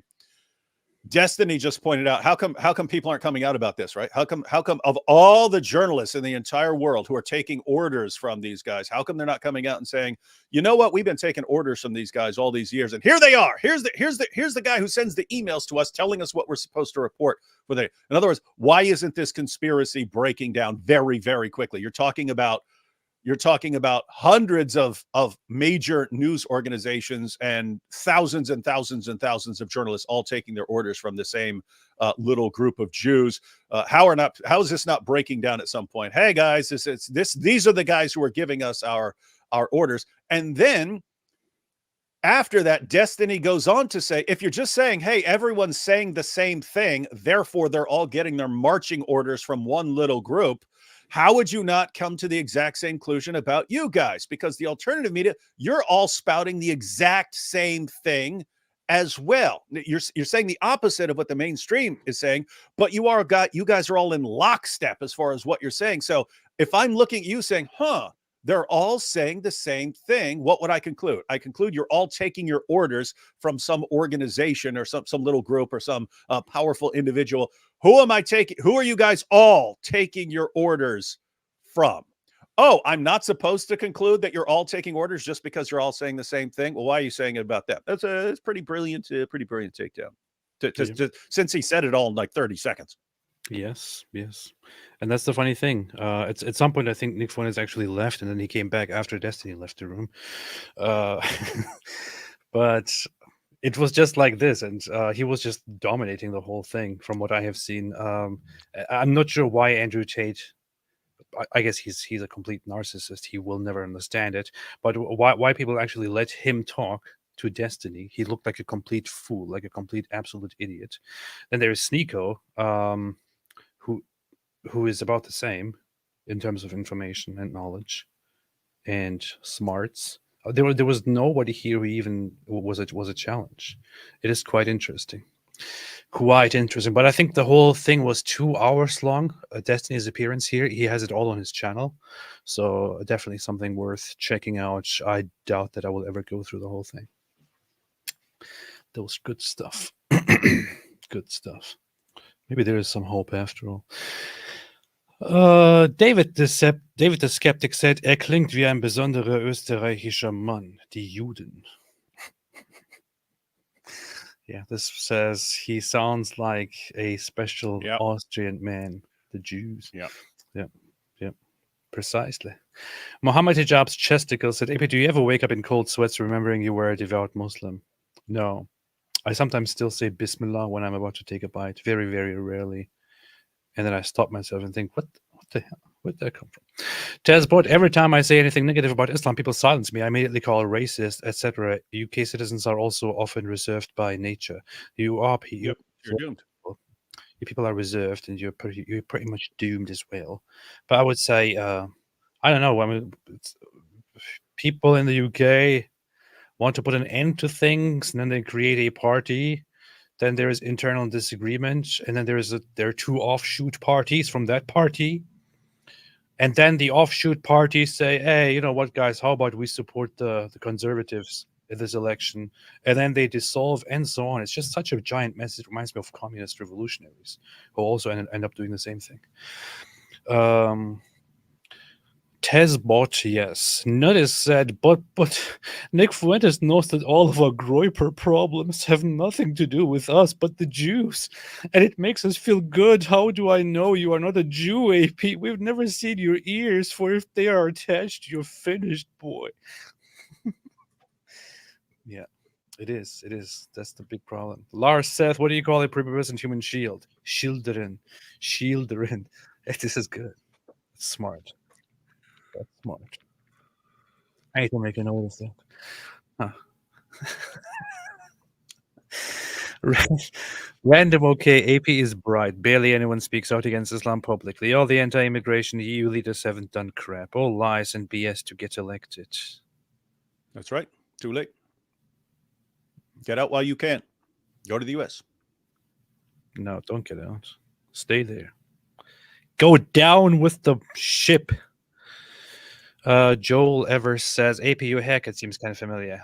Very sus if I do say so myself, bro. It's just missing the wee mustache in it, and you're proud of that. Yeah, I'm trying to make it grow as much as possible so that I can shave off the sides and then see what happens. I kind of designed a new fashion in my head. Mona Logic, Israel can move 1 million Muslims in circles. The West can do better. Yep. Yigal Gurevich, nice to see you here. If I burn all copies of the Bible and after a millennium, chapter 11, verse 71 of the Quran is read, will readers conclude Isaac and Jacob are father and son or brothers? Yep. You'd lose a lot of understanding of the Quran if you didn't have the Bible to explain things. Yes. Which is weird because the Quran claims to be perfectly clear and explained in detail. Oh. And his wife was standing, and she smiled. Then we gave her good tidings of Isaac, and after Isaac, Jacob. That's the verse. This is an interesting question. Our father and son or brothers? Yeah. That's an interesting question.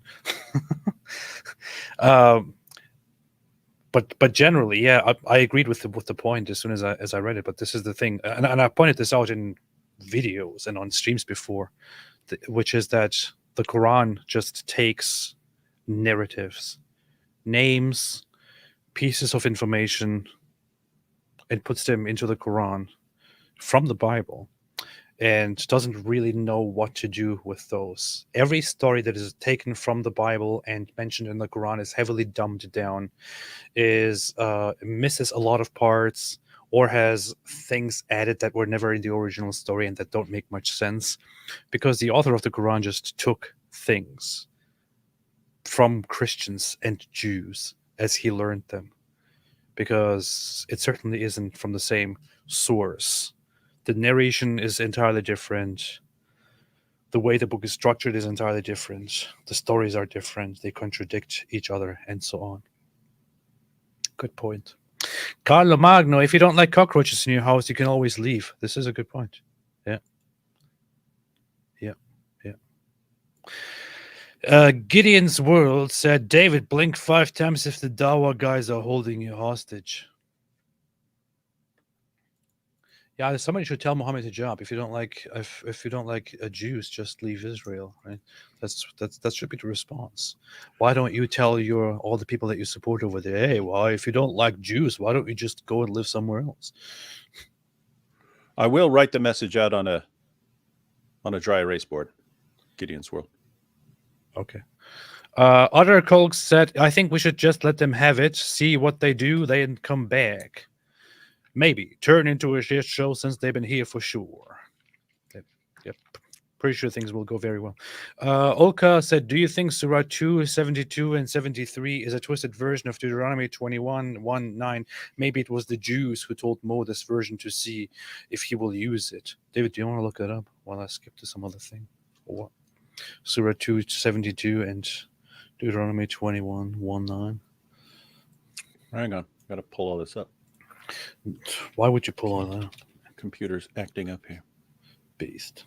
That's what computers do. That's what they do. That's what they do. That's what they do. That's what they do. Joel Evers, AP tries his best to speak the different languages in the subchats, Germanic, Turk. David Wood doesn't try and sounds like a Swede American. Do you draw your own conclusion? Brotje mit Kasin. Brotje mit Kas. Huh. Brotje mit Kas. Wait, that means bread with cheese, doesn't it? Brotje mit Kas. That means bread with cheese, right? In Dutch. Love your live streams. I watched them all. And I'm proud of that. That's good. We're proud of that. Olka, yeah, we'll get back to it. David, did you look it up? 5 silver pesos said, AP, don't lose hope. Research the Battle of Lepanto. It was a military and spiritual victory. I will research it just for you. I will research it just for you. Hey, I know about this. Of course I know about this. I know about this battle. I learned about this in school. Battle between the Ottoman Empire and the Republic of Venice and the Spanish Empire and parts of the Holy Roman Empire. I learned about this when I was in Turkey. It was a long, long time ago. Huh. But why did you bring this up? I don't remember the point of this at all. Ottoman forces were sailing westward from the naval station in the Poncho. They met the fleet of the Holy League, which was sailing east from Messina, Sicily. Victory is of great importance in the history of Europe and of the Ottoman Empire, with the Ottoman fleet almost completely destroyed, marking the turning point of Ottoman military expansion into the Mediterranean. All of the Ottoman wars in Europe would continue for another century. Okay, now I get it.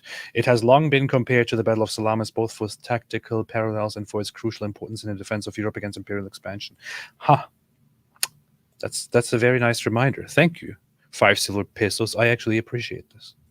I actually appreciate this, and I will restudy. How about that? Mega Power Senani says, half A and B, great work. What does this say? Can I not read? 1, 2, A, B, great work. From Indian. There's some symbol that I can see here. From Indian. It's established worldwide about their intentions, one and only God versus Kafirs. On top of great work you're doing, focus need to be on how to protect any country's laws from them.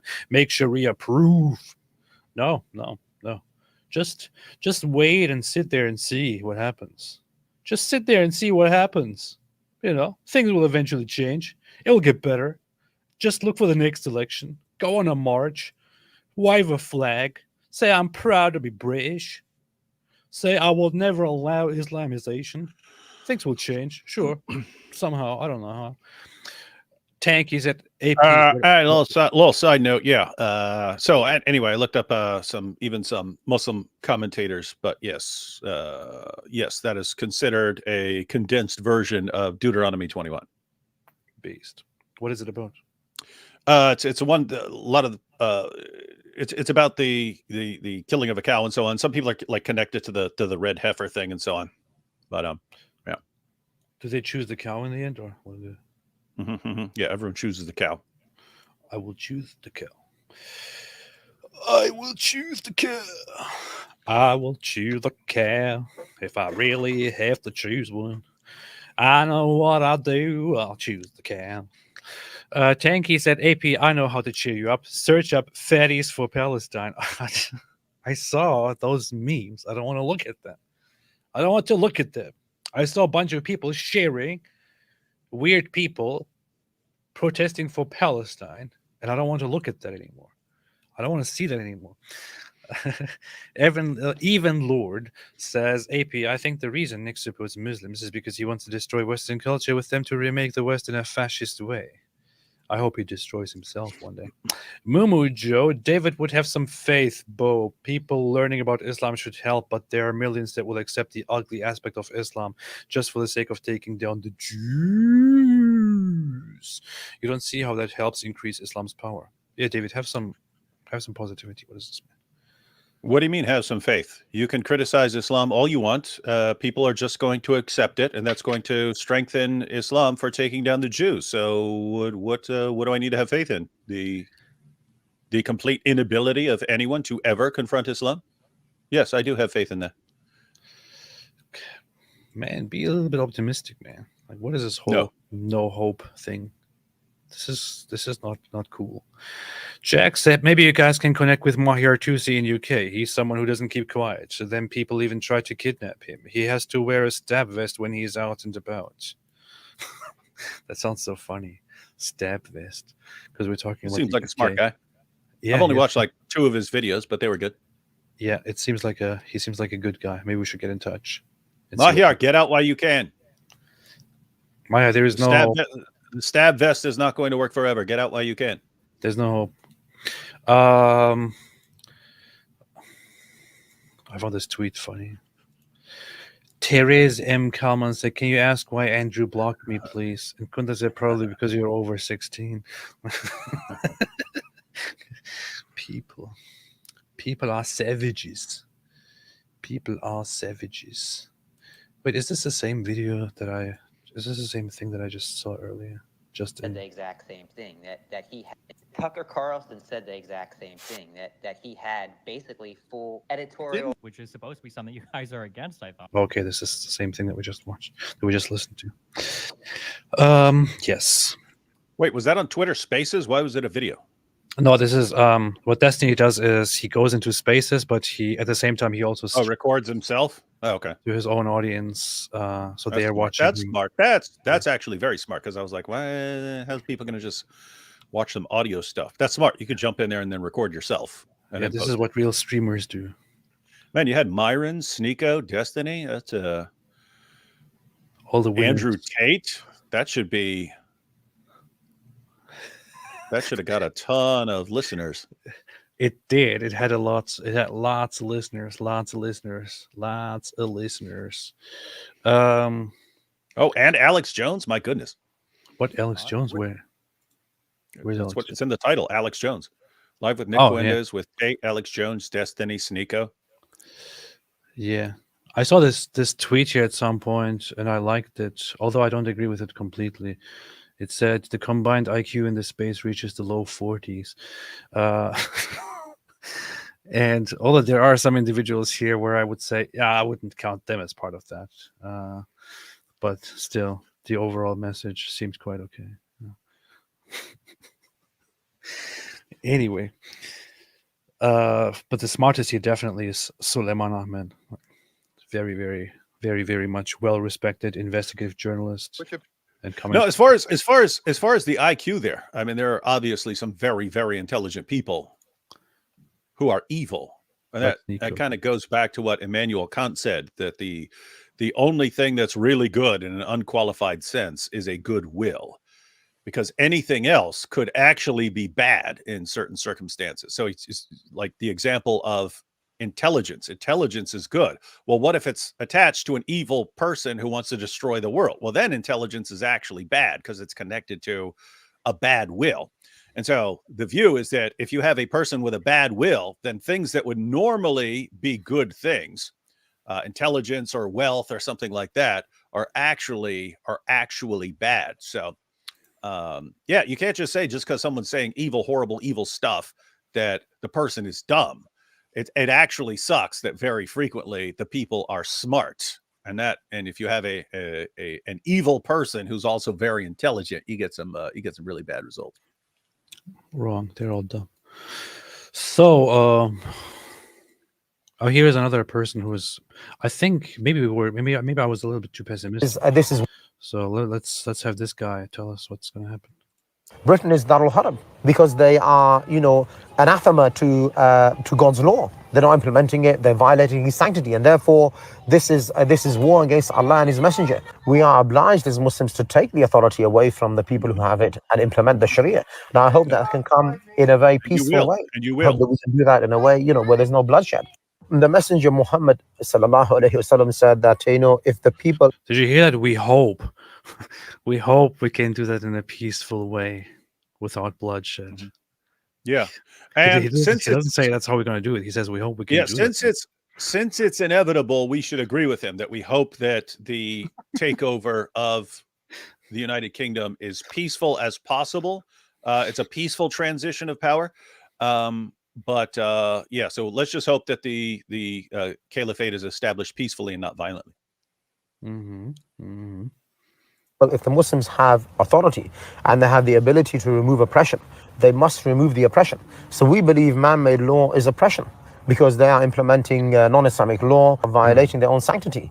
So, if we are in a position of power and authority, we are obliged to take that authority, with the minimum force and to implement the Sharia, certainly. So, this will be the case one day in Britain. And when you talk about It jihad, will. We agree. It will. It will be the It will. case. It will be the It shall case. be done. It shall be done. Get But out while you can. This is how you can twist the situation. Like Islam does this specifically. You speak of harm, we're not supposed to do harm, and by harm, what is meant is like some severe physical harm. You're not supposed to kill innocent people, but what is meant by innocent is somebody who, for example, doesn't say something bad about Islam. If you say something bad about Islam, you are no longer innocent. You can be killed. He says oppression. What he means by oppression is the Islamic definition of oppression, which is preventing Islamic law.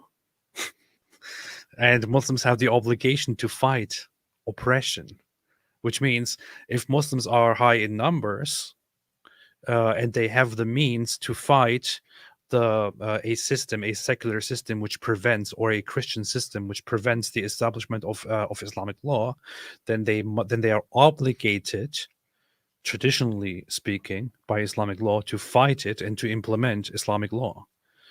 And which is why, according to this view, if Muslims have a high population in the UK, if they get to that point where they can finally engage in such a war, they will gladly do it and implement Sharia and force you to abide by its rules. And if you don't abide by it, then you will be in trouble, my friend. you're not talking about spiritual striving. You're talking about military jihad. No, I think there are two types of jihad in which people are engaging in today. One is the jihad of the word, and the other is jihad of the sword. So in Britain, we are engaged in the jihad of the word. And, it's as important to remove the ideological foundation and, if you like, the pillars of Western civilization, like democracy and freedom and secularism, and to expose them and to bring back people to worshipping the one true Lord, which is Allah, as much as it is important to remove. Do you hear that? One of the things is freedom. Freedom is bad. The physical obstacles, which is the non-Islamic regimes, the occupying forces, the Republican Guard, which support those leaders in our own countries. Did he say the Republican Guard? Is that what he said? He said the Republican Guard. This is the Republican Guard, which support those leaders in our own countries. What do you think the timetable is for implementing Sharia in Great Britain? Do you feel like you're getting close?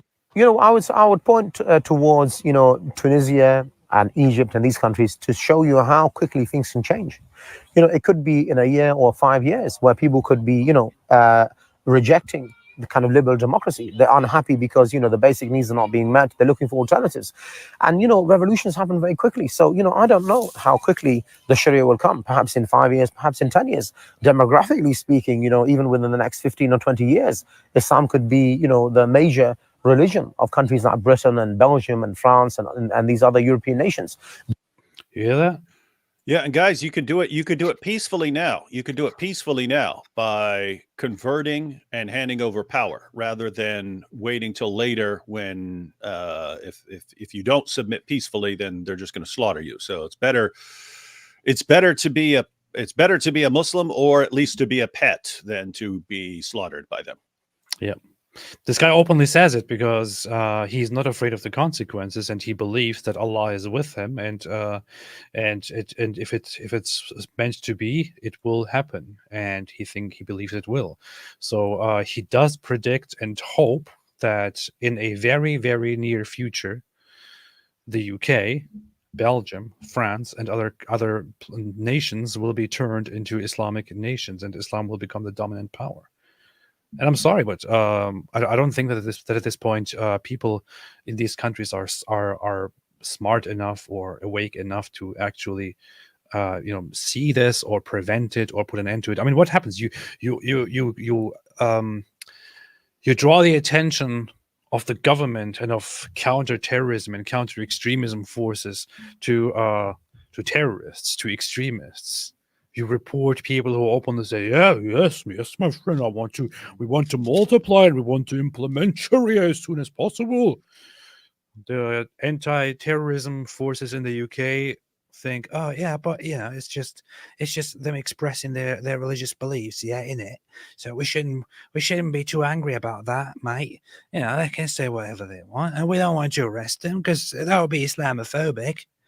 Look at what's the over there? Somebody's insulting Muslims. Go arrest him right now. You're stupid. It's a stupid nation, stupid people. You'll get taken over like that. Prove me wrong. If you're offended by that, just tell me I'm wrong, and then prove me wrong. You're not. Don't tell me. Don't tell me. Oh, no, don't insult. People are not like that. No, they will stand up. Yeah, show me. Show me. Prove it. Yeshua's Malite says, suppose a former Western country is dominated by Islamic citizens, 50%, then what is the possibility that a radical violent movement rises up to restore the country to its former status quo? 50%. At 50%, you are far too late. You're far too late now. At 50%, there is no return. That's a ridiculous scenario. Yeah. If you want to see what happens in such situations, look at Nigeria. Look at Lebanon. 50%. Not sure what you're thinking. Yeah, even if it's 6 or 8%, you're already screwed. So it's too late. Yes. Jax, Frank is legend, and his intelligence, humor, and truth is next level. Indeed, Frank is legendary. No idea who that is, but yes. Sid Dave said Muslims in India inflicted a religion partition on India. If Muslims can't live in peace with Hindus in India, Christians in Nigeria, then how can you expect the same Muslims to become French and British?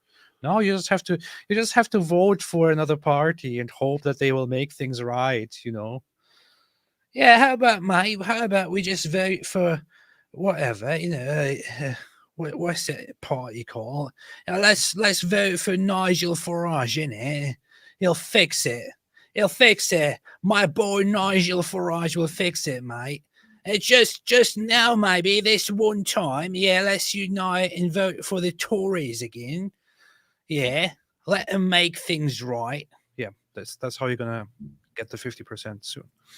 MP Fuentes said that he never would accept Muslims in the government of his ideal state. That coalition makes no sense at all. It's laughable. No. The coalition that's false. The coalition makes perfect sense. It's let's get rid of Jews in all these countries. So Muslims and Christians unite, get rid of all Jews, and then the United States is going to be this white Christian Catholic nation, and other places will be Muslim. So no, there's no.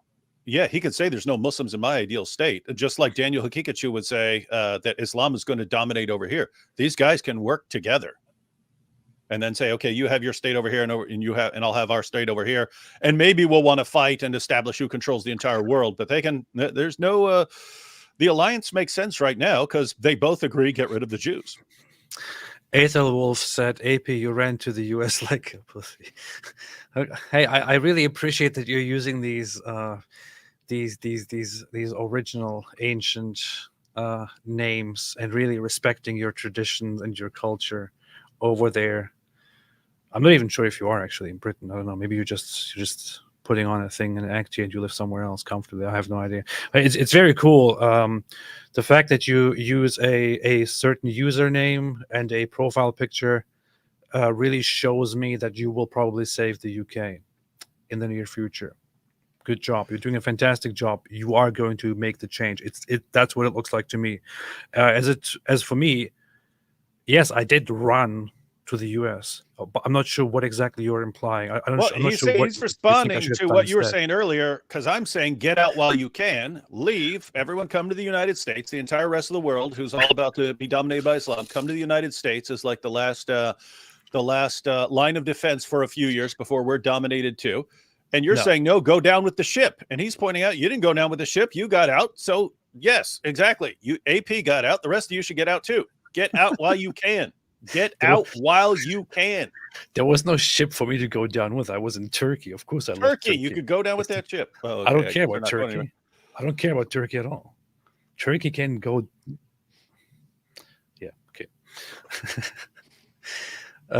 Sid Dave, Muslims in India inflicted the religious. I already read this. What's wrong with you, man? MP said Fuentes said. I already read this too. Fuentes is an imbecile.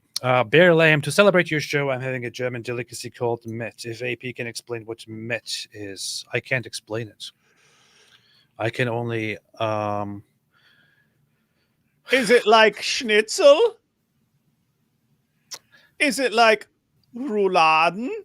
It looks like pigs. Oh. It's called Hackebete. No, it's Struwwelpeter. Hackebete. Struwwelpeter. How am I even supposed to describe what that is? I never had it. Never had it when I was in Germany. There are some beautiful pictures when you actually Google it. Look at this. What in tarnation? Yeah, that's what it is.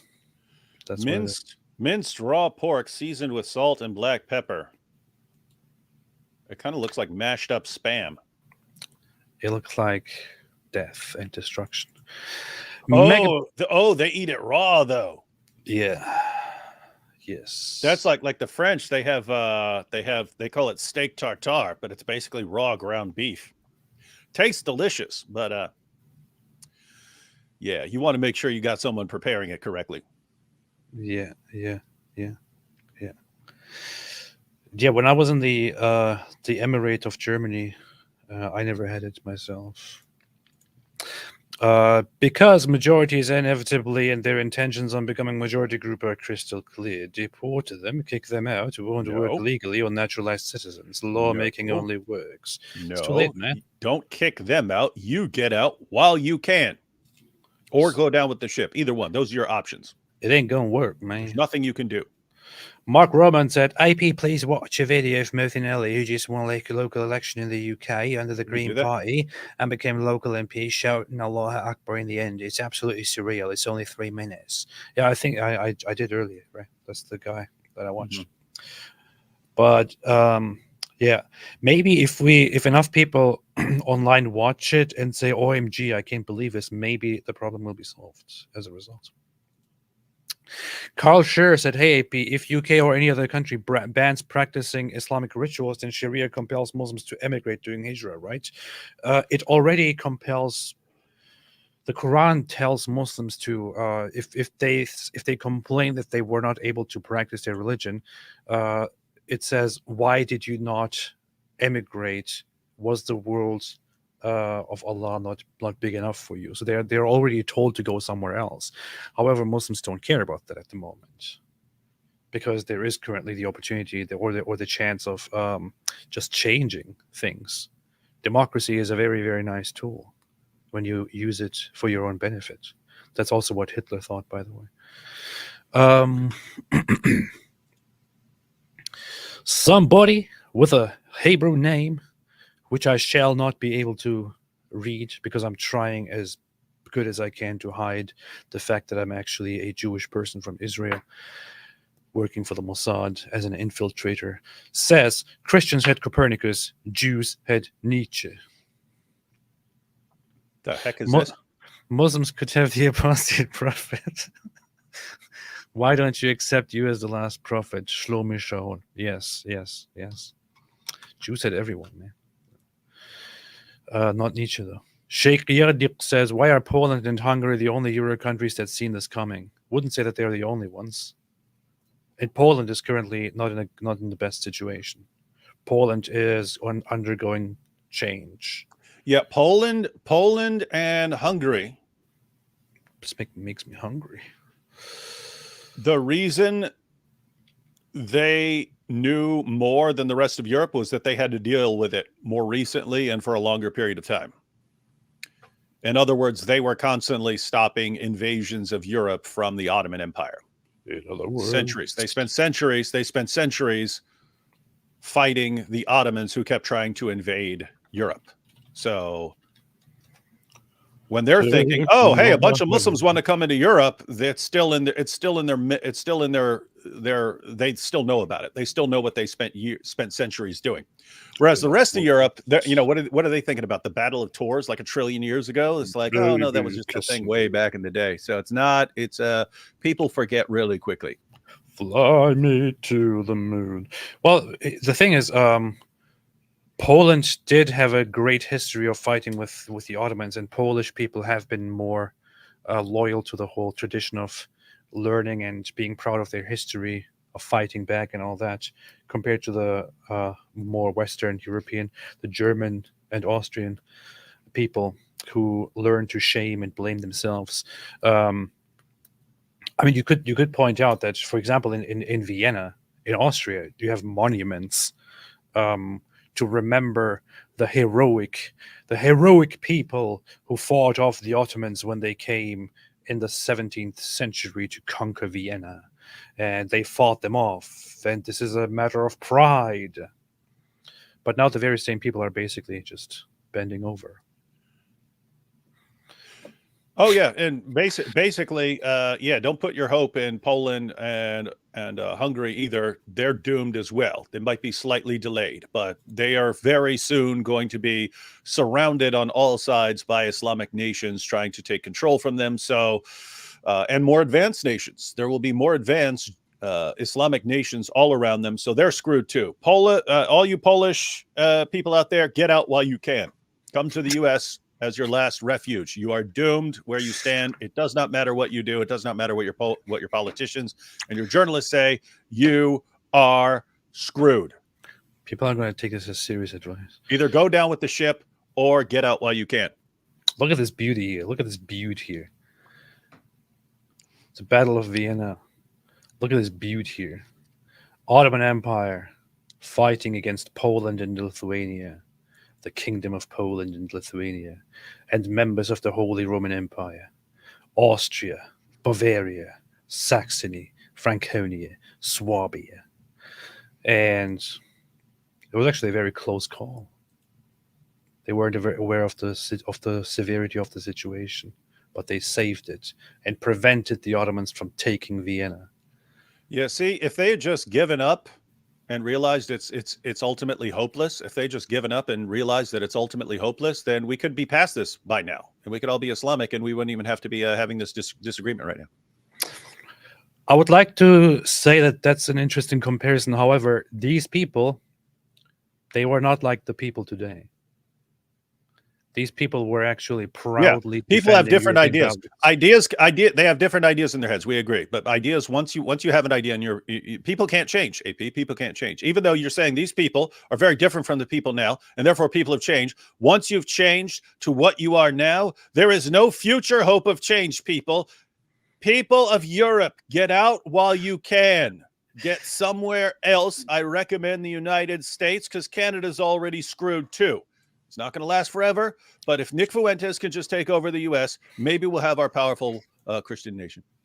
Yeah, Nazi nation. And that Nick Fuentes, you can look in his eyes and say, that dude's willing to fight, and it would be a great warrior. He's willing to kiss little boys and fight for his right to kiss little boys and hate Jews. I'm afraid that the English might lump all of us immigrants together. The UK must understand the difference between Islamic people and the rest. This is also a problem that happens in the US, where Sikh people are attacked because they are confused for Muslims. But that's what we're dealing with. Yeah, it's an issue, but I mean, notice. I mean, as far as you've got stupid people who can't tell the difference between a Muslim and a Sikh person, but for all the people who say, "Oh, if you criticize Islam, it's just because you're racist against brown people." Notice, I mean, how many times do you hear people actually complaining about Hindus where they go, or Sikhs where they go? It should be the exact same. It should be the exact same problem. Again, keep in mind, you can have people who don't know the difference and so on. But as far as what people are actually complaining about, where do you hear people complaining about Sikhs or Hindus or anyone? You usually don't. Why? Because they're not trying to take over the world. Yeah, you seek and you shall find. Jared Gilmore says, AP, I know things seem bad, but even more people are waking up. My dad, who only ever held the mainstream line on Islam, recently asked me for references on Islamic history. I pointed him to Robert Spencer. No, People are waking up. It's too late, Jared. Tell your dad, pack it up, start packing now. Get the heck out of there while he can. But people are really taking it seriously. It's too late. Trajectories cannot be altered in any way. Look at the birth rates. Look at the immigration rates. Can any of this ever change? No. Can people's attitudes change? No. Give up now. I don't even know why I'm telling you to give up, because it doesn't matter what you do. You can give up, you're screwed. You cannot give up, you're screwed. Either way, you're just screwed. You're just screwed, people of Europe. Come to America. I hope you come to America and take over California. I'll give you California. I will give you Oregon. Jesse, do you guys think there will be a huge construction project in southwestern Israel in 12 months where billions of dollars will be made, or will it be a mud hut Gaza for years to come? I believe, as far as we know Israel, that there will be a lot of construction to rebuild Gaza. Yes, the entire world will come together to rebuild Gaza, hoping that nothing goes wrong in the future. That's certainly what the world is trying to do right now, actually. So that's exactly what's going to happen. Israel's going to insist on, unless something changes in the very near future, Israel is going to demand that, hey, we keep going after Hamas until Hamas is completely wiped out, and we have every single hostage who's still alive returned to us. After that, Israel will demand that there are some sort of government controls over the area, but will allow the entire world to kind of come together and rebuild Gaza, in hopes that and then the entire world will be, and then in hopes that whatever happens, it's not going to be another terrorist group that. Well, this time will be different. This time it might work. This time it might be a little bit different. No, what Israel should be doing is to take complete control and give no autonomy over Gaza to anyone anymore, and keep it as an occupied zone. Educate the people to prevent them from forming another force, an evil force like Hamas. What else are you going to do? Tell them, oh, you know what, guys? Just like back in 2005. How about, guys, we leave, and we just leave you to it, and you just, you run an election and see what happens, yeah? And we'll just be over there across the border. Yeah. I mean, seriously, I would, if I were Israel, I would continue until Hamas is completely destroyed. I would cover every square inch of that place, go through every tunnel until I make sure that every hostage who's still alive has been returned, and every body of every hostage who died in captivity has been returned. And then I would allow governments of the world to unite in rebuilding Gaza. But I would insist on one thing. In every town or city, there has to be one giant sign, glaringly visible to everyone in the city, that says, if someone's telling you to plan an attack on Israel, remember what happened the last time you tried it. And I would make sure that everyone every day sees that constant reminder. When someone's telling you to attack Israel, remember what happened last time. You've been warned. And that way, when they get their new building, do we want to keep this new building? Yeah. All right. Maybe we shouldn't go around and kill a bunch of people over on the other side of that fence. Vanguards of Liberation martyr Mohammed Saleh group, who claimed responsibility for the killing of the Israeli businessman in Alexandria, Egypt, released this photo from their operation. Caption reads, "Shalom from the children of Gaza."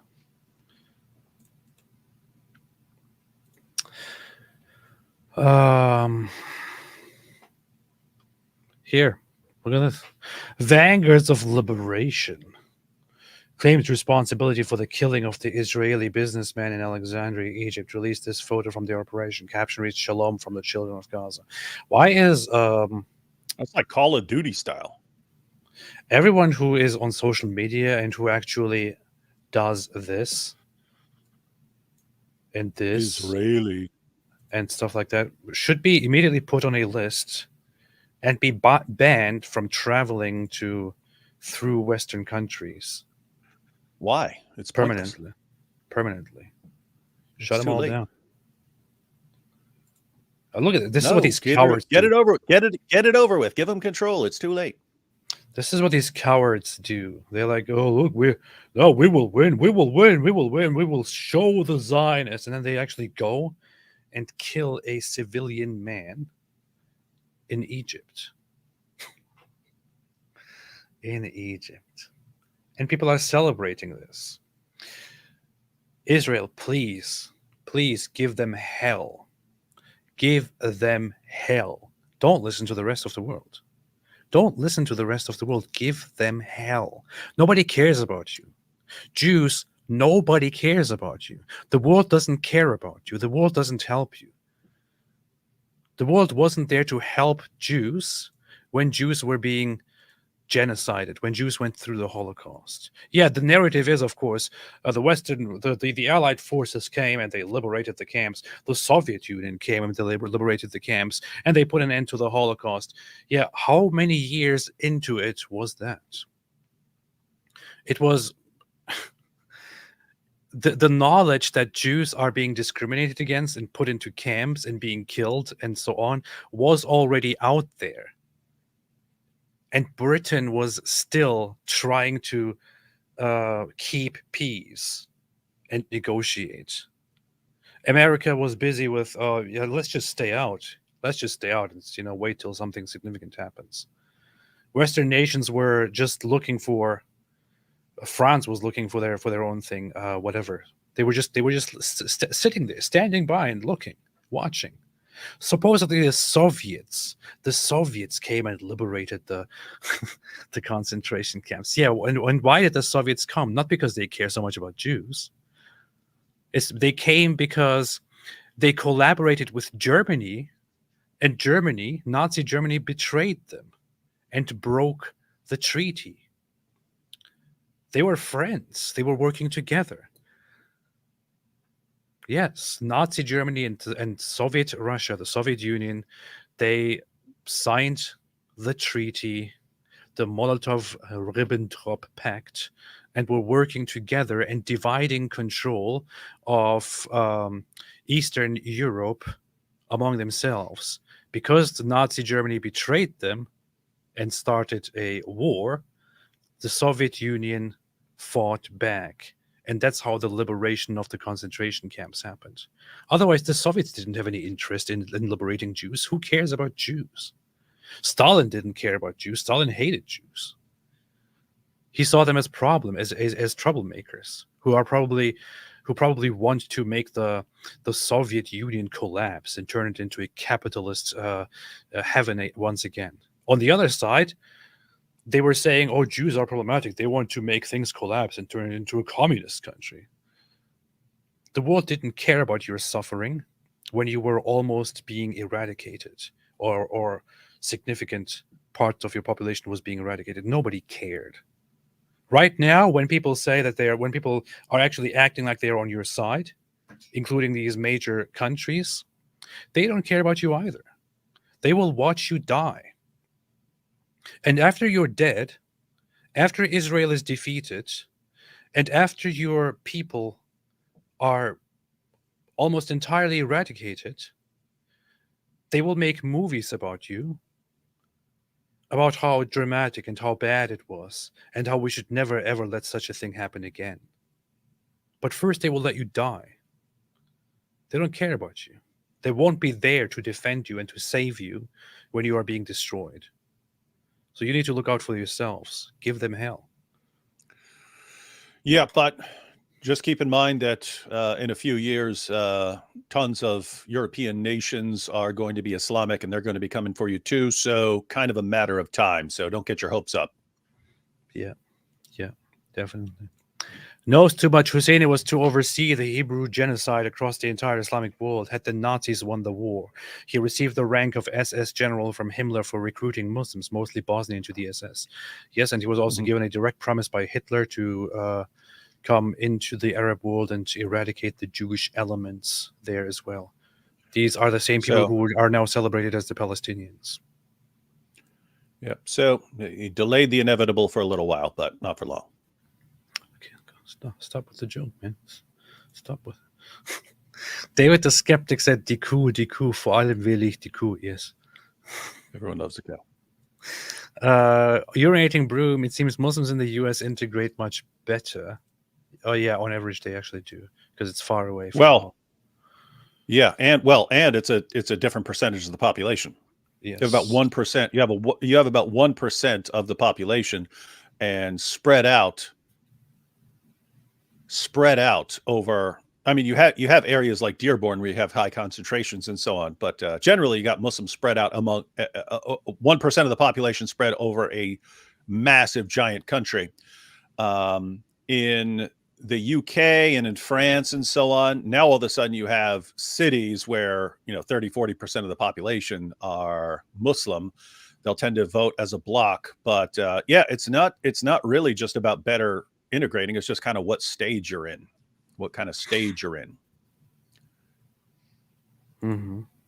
In other words, Muslims in the United States are more like the situation Muhammad was in when he was a tiny percentage of the population of Mecca and couldn't have hoped to win a confrontation with the unbelievers, and therefore, hey, peace and tolerance.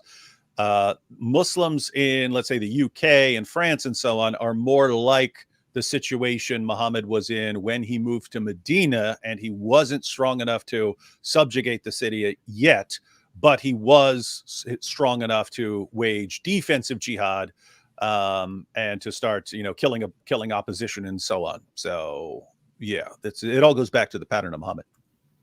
Why are people talking about super chats? I don't understand what's going on. Somebody said super chat. Somebody said super chat backlog. Carfer, what is happening? I don't get it. Yeah, there's just a bunch of super chats, and I'm just reading them. Failed cavalry charge said, David, how can you say the U.S. has a few years after Europe? America's strapped. They wouldn't make it past the Appalachians. In an American Jew with pews. I'm an American Jew with pews. I appreciate you and the Space Marine Turk. See, I told you they're going to take it seriously. What do you mean? Only has a few years after Europe. Once the entire world converts to Islam and the United States is the last remaining country, how long do you think you can resist, especially when Americans are fighting over what a girl is the entire time? Whoa, yeah. Give it up. Important conversation. Move here while you can, but it will not last. But maybe you get to spend maybe you get to live out another few decades or something like that before you're violently. Are the funniest, man. Americans are the funniest of all. Like, the world is burning, and Americans are discussing about Hunter Biden and Donald Trump's deal with a porn star. Prandeep Singh says, I'm afraid that the English might lump all of us immigrants together. David the Goliath said, Muslims will unleash forces in Europe and other parts of the world, like India, which they will surely regret. I don't want concentration camps reopening. I don't want them either. But maybe the Americans can prevent that by discussing more about Hunter Biden's laptop and Hillary Clinton's emails and Donald Trump's hush money with Stormy Daniels and all that. Soon the future is bright. Terra 12, everything is over. Now we ask the age-old question: how much wood would a woodchuck chuck if a woodchuck could chuck wood?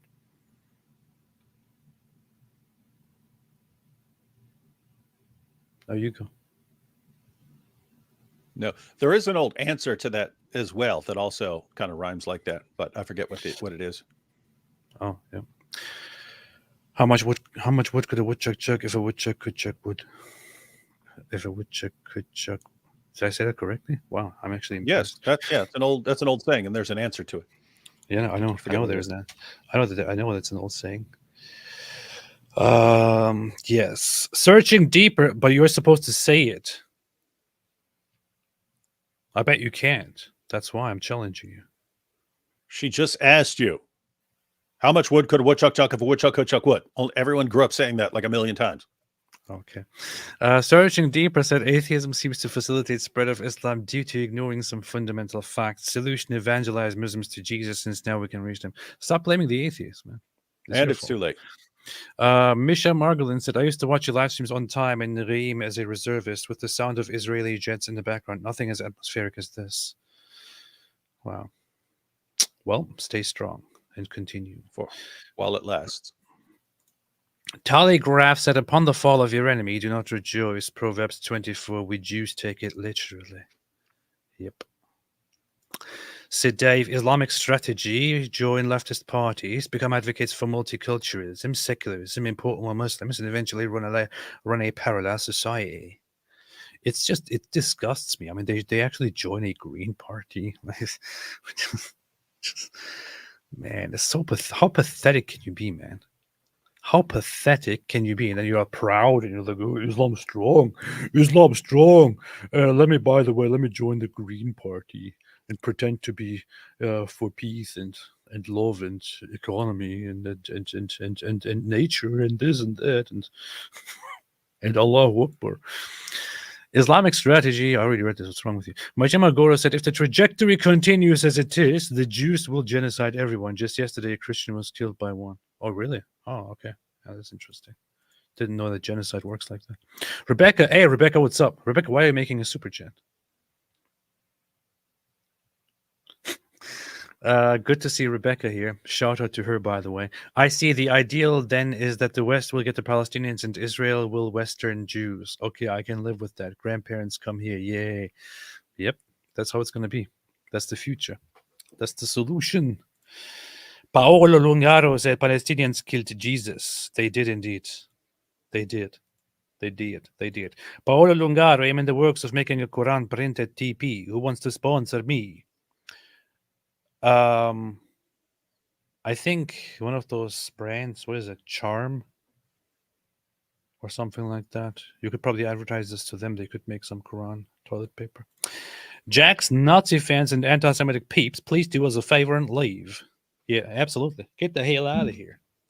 Nazis. Get the hell out of here! Where's my goat go? Where's my goat? Goat, go. Where's my goat, man? Man, where's my goat? You know that movie? Do you know that movie? Man, where's my goat? I really can't find my goat. I don't know. It's Dude, Where's My Goat? Oh, Dude, Where's My Goat? Yes. Exactly that movie. I don't know where it went. I can't find it. Interesting. I just had it right here. Where could it possibly go? That's weird. Oh, it's on the ground. It fell down. That's right here. Okay. All right. 1, 2, and 3.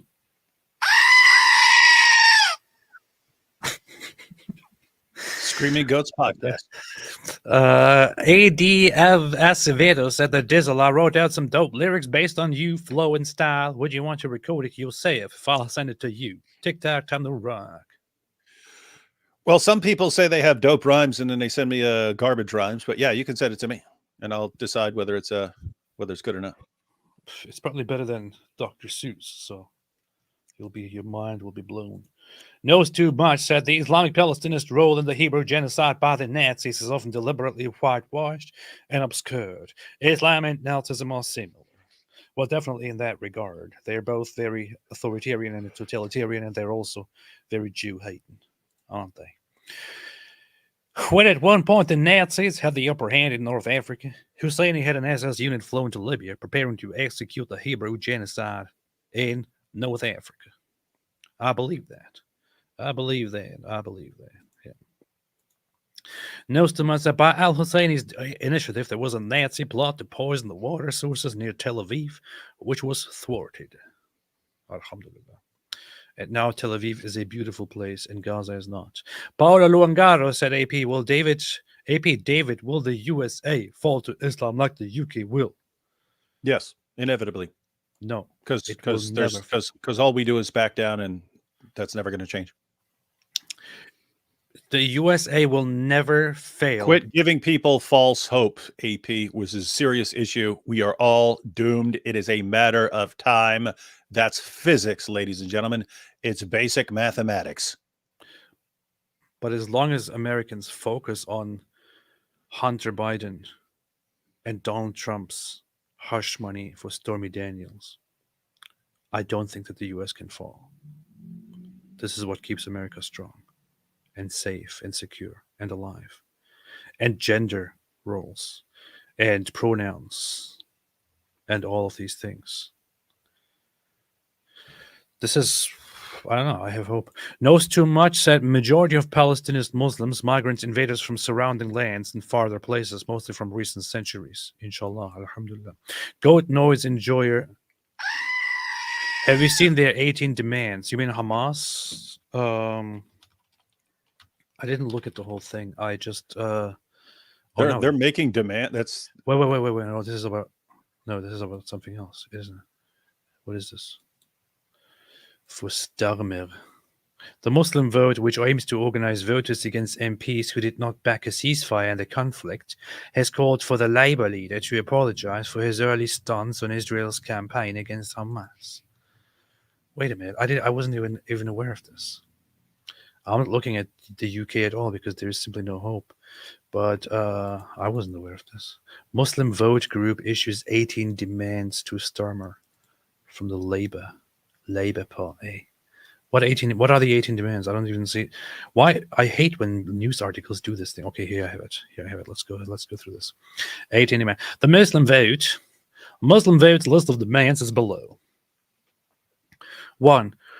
Apologize for your comments greenlighting a genocide and for not making the ceasefire in October and November 2023. Apologize now. Do it.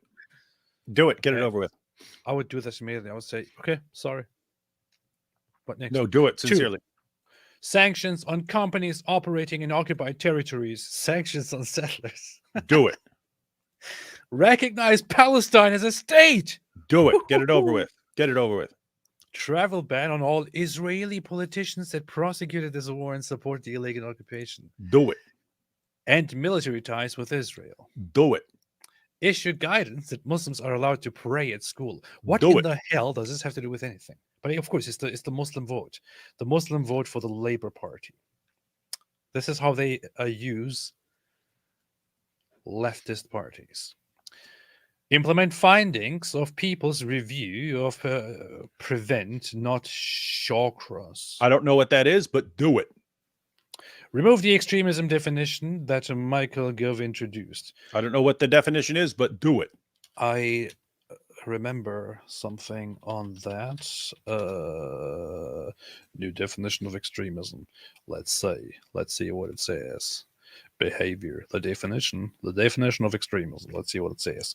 The definition of extremism is the promotion or advancement of an ideology based on violence, hatred, or intolerance that aims to negate or destroy the fundamental rights and freedoms of others, or undermine, overturn, or replace the UK's system of liberal parliamentary democracy and democratic rights, or intentionally create a permissive environment for others to achieve the results. The types of behavior below are indicative of the kind of promotion or advancement which may be relevant to the definition and are an important guide to its application. The further context below is am I getting this right? Is this actually the definition that they're talking about? Because if so, then who in the hell would oppose this and demand that it's repealed unless they have really ulterior motives and all that? I don't know. I need to know more about the politics behind all this garbage that's happening here. Somebody let me know. Somebody knows something more about the UK politics, please. Chime in and let me know about what's going on here. Commit to full implementation of Royal Charter re-media regulation. Not sure what that is, but do it. Adopt the ARPG. Look, it already sounds very violent. Definition of Islamophobia. I hope the definition is any criticism of Islam shall be met with legal prosecution. In Or which what is case, APPG? do it. Do It's it. APPG. Let's see. APPG, All Party Parliamentary Group and British Muslim Definition of Islamophobia. The report contained the following definition: Islamophobia is rooted in racism and is a type of racism that targets expression of Muslimness or perceived Muslimness. Contemporary examples of Islamophobia in public life, the media, schools, the workplace, and encounter between religious and non-religious, taking into account the overall context, include but are not limited to calling for, aiding, instigating, or justifying the killing or harming of Muslims in the name of a racist, fascist ideology or an extremist view of religion. Okay. Making mendacious, dehumanizing, demonizing, or stereotypical allegations about Muslims as such or of Muslims as a collective group, such as especially but not exclusively conspiracies about Muslim entryism in politics. Yeah, you need to make this illegal. To say that Muslims are trying to take over in politics and trying to take over areas and trying to and telling people, hey, if you don't like it, get out of your country. Government or other societal institutions. The myth of Muslim identity having a unique propensity for terrorism and claims of a demographic threat posed by Muslims or of a Muslim takeover. Yeah, you can't be pointing out. I don't know. A lot of Muslims are basically Islamophobes, according to this definition, because they're, yes, we're going to take over. Look at the numbers. Ha, it's inevitable. It's the fastest growing religion. Isn't that weird? So they're going to, Muslims are Islamophobes, according to this. What I'm just curious about is how is the Labour Party actually reacting to this garbage? Labour's Muslim vote, what the data so far says. And I wonder what would happen if you took this definition and made this also. You replaced everything with Jews and made this the definition of anti-Semitism. Like treating Jews as a group, or being worried about the Jews, or worried about Jews doing things and so on. This is just funny. This is conspiracies about Muslim entries and what conspiracies. We see it right there. We see them saying it right there openly. You talk about Jews. You have Muslims openly saying it. Man. Accusing Muslims as a group of being responsible for real or imagined wrongdoings committed by a single Muslim person. Look, these are talking points actually adopted from the thing. Pretty sure from the Holocaust Remembrance Alliance on Jews. It's like, how about we take those and apply it to Muslims? Accusing Muslims as a group of being responsible for real or imagined wrongdoing committed by a single Muslim person or group of Muslim individuals, or even for acts committed by non-Muslims. Okay.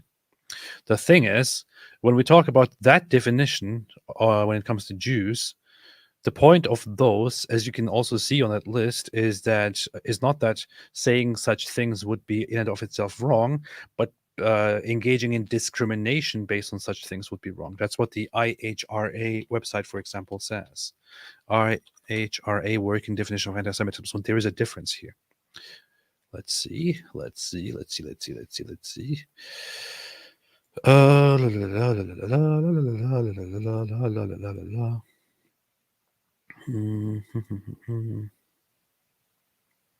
Denying, accusing Jews as a people. Anyway, what else does it say? Denying Muslim populations the right to self-determination by claiming that the existence of an independent Palestine or Kashmir is a terrorist endeavor.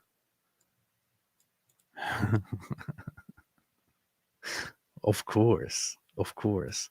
This is so funny because when we talk about Jews, and we talk about the one Jewish Israeli state, we are actually talking about Jews as one single ethno-religion, and about Israel as the one single Jewish state. There is not a multitude of Jewish states. There are not 50 Jewish states or 20 Jewish states. There is one Jewish state.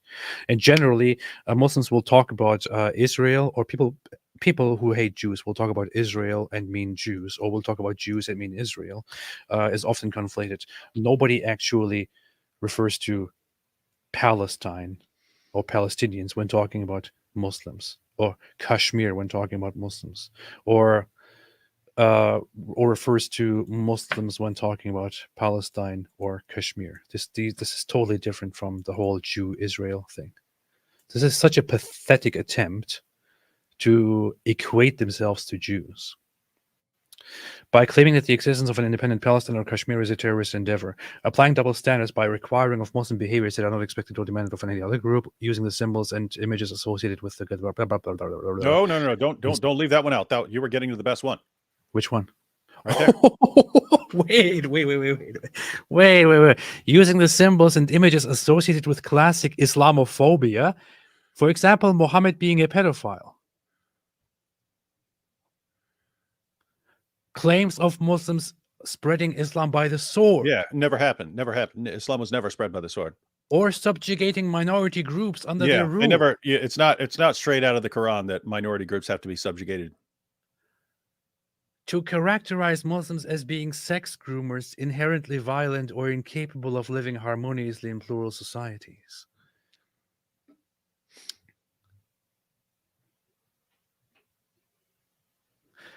Look, I would say, yeah, if doing this... Yeah, I agree with that second part, that, yeah, if you're saying, hey, Muhammad's a pedophile, therefore Muslims are sex groomers and so on, what you can say is, because Muhammad was a pedophile, and there are some Muslims who take him very seriously as the pattern of conduct, this is going to give rise to some serious problems involving child marriage, which is exactly what you see. So just be careful how you say it. Don't say that all Muslims are sex groomers, and then you're going to go according to this. But if I now say that, first of all, how is Muhammad was a pedophile a form of classic Islamophobia? It's real. How is Islam was spread by the sword a classic form of Islamophobia? It's a fact. It's an undeniable fact. Even Muslim scholars themselves acknowledge it. But so if I say Muhammad was a pedophile, and because of this, lots of Muslim apologists and preachers take him as moral conduct and thereby promote or defend pedophilia, does that mean I am being Islamophobic? Or is this okay? I want to know more. Wow, man. Yeah, I would never go ahead and say, yeah, Muhammad was a pedophile and, Islam was spread by the sword. That's why you shouldn't trust a single Muslim. That's not what I would say. I would, however, say, and I will say it right now, Muhammad was a pedophile and a child molester, rapist, murderer, warlord, and Islam spread by the sword mostly, and through the subjugation of other minority groups and so on. Of course, I'm not saying this to generalize Muslims and say that therefore this is on all Muslims. I'm just saying that these are facts. Yeah. As long as we can say that, everything is fine. Okay. Yeah, get to the last one. Note the hypocrisy. Holding Muslims collectively responsible for the actions of any Muslim majority state, whether secular or constitutionally Islamic. See, this is because no one would ever hold Jews in general responsible for the actions of a Jewish state, of a Jewish majority state. And this is what they're doing. This is just what I see when I see stuff like this. We know that Muslims do this all the time to Jews, and people see this and recognize it and reject it as hateful. So they're like, oh, so that's hateful. How about we also do the same thing with Muslims? How about we also make such a rule for Muslims? Okay, go ahead, do that. It's still you guys who are doing that to Jews all the time. Man, pathetic. Absolutely pathetic. Anyway, don't call them pathetic. That's Islamophobic. Commit to a review of public sector equality duty. Increase council and public health funding for 10% in deprived areas, whatever. Deliver alternative student finance. Ensure Sharia-compliant pensions are available at every workplace. So the 1/3 of Muslims without a pension get one. Ensure insurance quotes don't cost more for someone called Mohammed. Commit 7% of the local government pension scheme public sector pension to ethical and Islamic funds. These are nice demands. Oppose boycott divestment sanction bill, kick it out of the law, remove the archaic spiritual influence offense from statute. I know very well what the BDS is, but what is the BDS bill, and what does the UK rule in terms of the boycott movement? UK ban on boycott. Britain wants to ban boycotts of Israel. Does that mean they're working? Boycotts of Israel. What would the consequences be? That's because one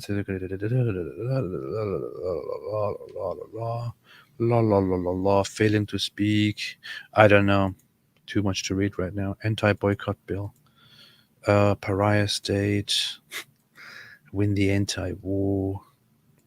I don't know what the consequences would be of boycotting Israel, but apparently, yeah, it's clearly obviously a pro-Islam, anti-Israel thing here. This is the Muslim vote. If you want to appease with Muslims, you have to oppose Israel, and then you have stupid Nazis coming here and say, "Oh, I know you're talking about Muslim immigration, but you know who's behind it. You know who's behind Muslim immigration? It's the Jews. It's Israel. Yeah, it's Israel. Did you know that? I'm so smart. I figured it all out.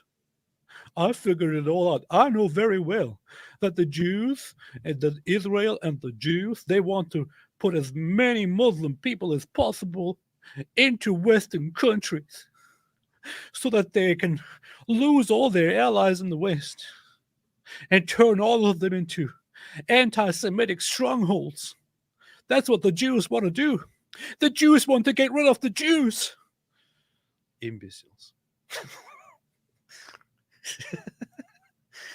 No, it's too much said. Palestinian chief propagandist Saeb Erekat claimed 10,000 years ties to the land, but his family and clan migrated into the land in the 19th century from Saudi Arabia and Jordan. Lying. That's what they do. Urinating upon one another. That's what they do. Actually, Palestinians were there when the Big Bang happened, so I wouldn't contest that. No, too much. Love says, David and AP, your show instills courage in me amidst global anti-Semitism. Thank you for being my source of bravery. God bless and thank you. That bravery is pointless. We are trying to discourage you. We have the spiritual gift of discouragement, and we are trying to make you miserable and depressed because the entire situation is hopeless. Get used to it. You're going to be crushed and subjugated. That's it. That's the only option. It's a matter of time. Move to the US while you can, if you're not here already. Yeah.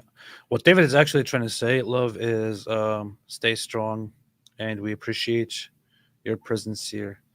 And David will pray for you, and I will do my best to support you and your stance in the world and your position as much as possible. I wish you all the best, and we will fight because we can. Yeah. Anwar said, ever thought? Yeah. Anwar said, ever thought about a Kristallnacht 2, Night of Broken Glass, Germany, in 1938, transpiring in the US or UK in light of the widespread Palestinian protests? I mean, you have just seen it. What kind of caused this stream to go all in dark mode? It was the issue in Greece, in Athens, where refugees go out and try to attack Israelis.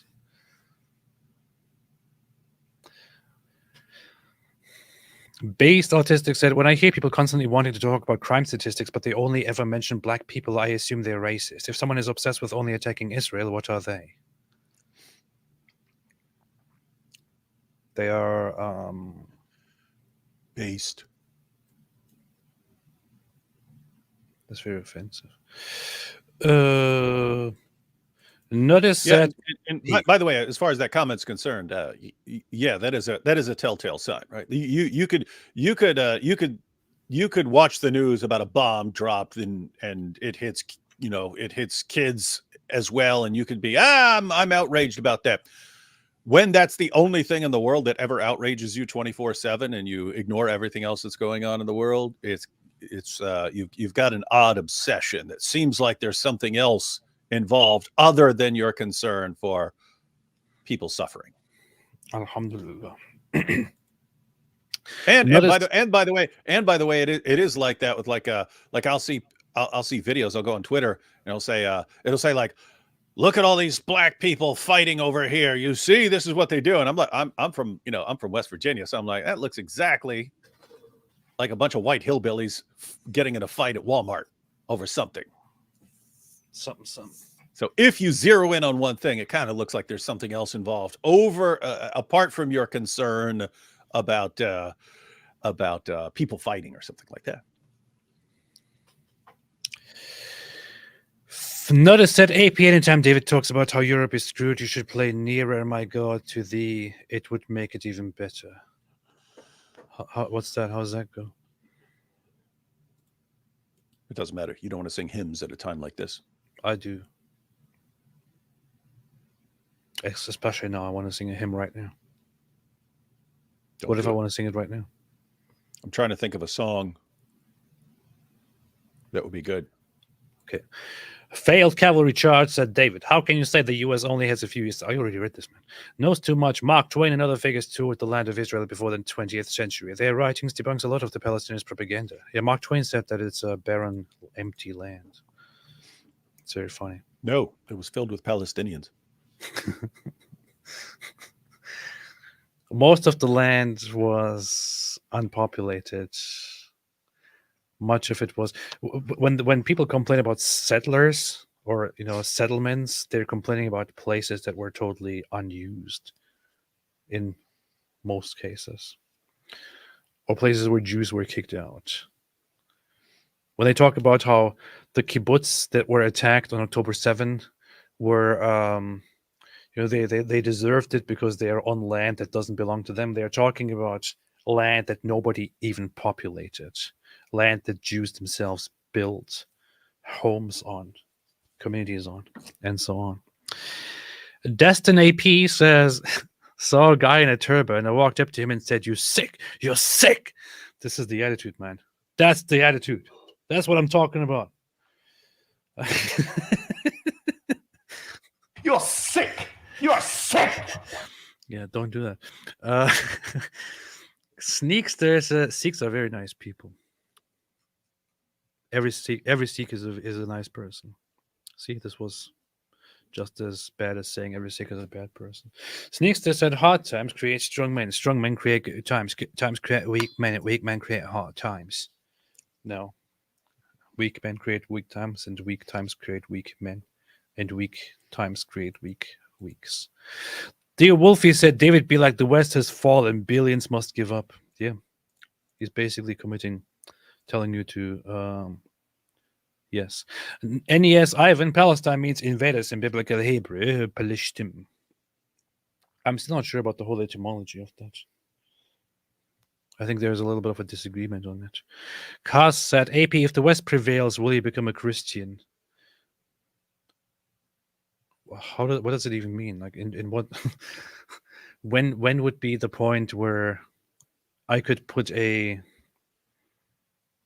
tick on yes, the West has prevailed? Like when could I get a confirmation for the West has prevailed? Let's say I keep a checklist and one of those is the West prevails. When can I actually cross it out? But yes, definitely. Loney Crow said about Egyptians, they hate Israel. Researchers show they are getting ready to a future war in Sinai Desert, digging tunnels and placing S-400 systems.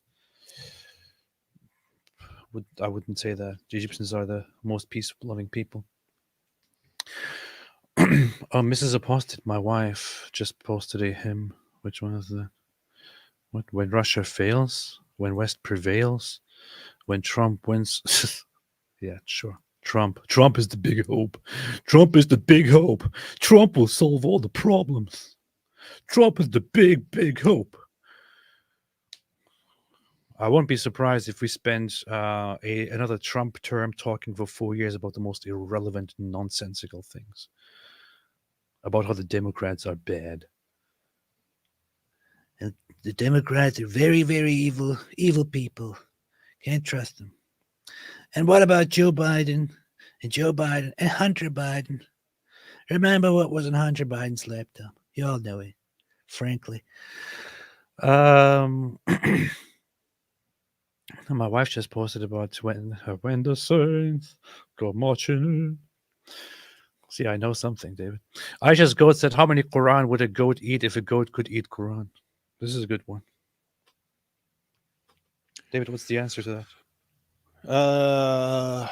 Well, a goat ate about around 200 verses of Surah 33, so we know at least that many. See, the famous passage that we focus on, Sunan Ibn Majah 1944, which says that Aisha's sheep, or depending on the source, a goat, ate, and it lists some verses, the verse of breastfeeding an adult, the verse of stoning an adulteress. But if you go to Abu Ubaid's Kitab Fada'il al-Quran, Ubay ibn Ka'b said that over 200 verses were lost from that chapter, Surah 33. So, in other words, the goat or sheep didn't just eat those two little verses. He ate a section of the Quran that consisted of around 200 verses of the Quran. So we know at least 200 verses of a Quran could be eaten by a goat with no problem. That's according to Islam, not according to us. If you want to perform the experiment, you'd have to actually perform the experiment, which we have. We haven't posted the footage yet, though. Yep.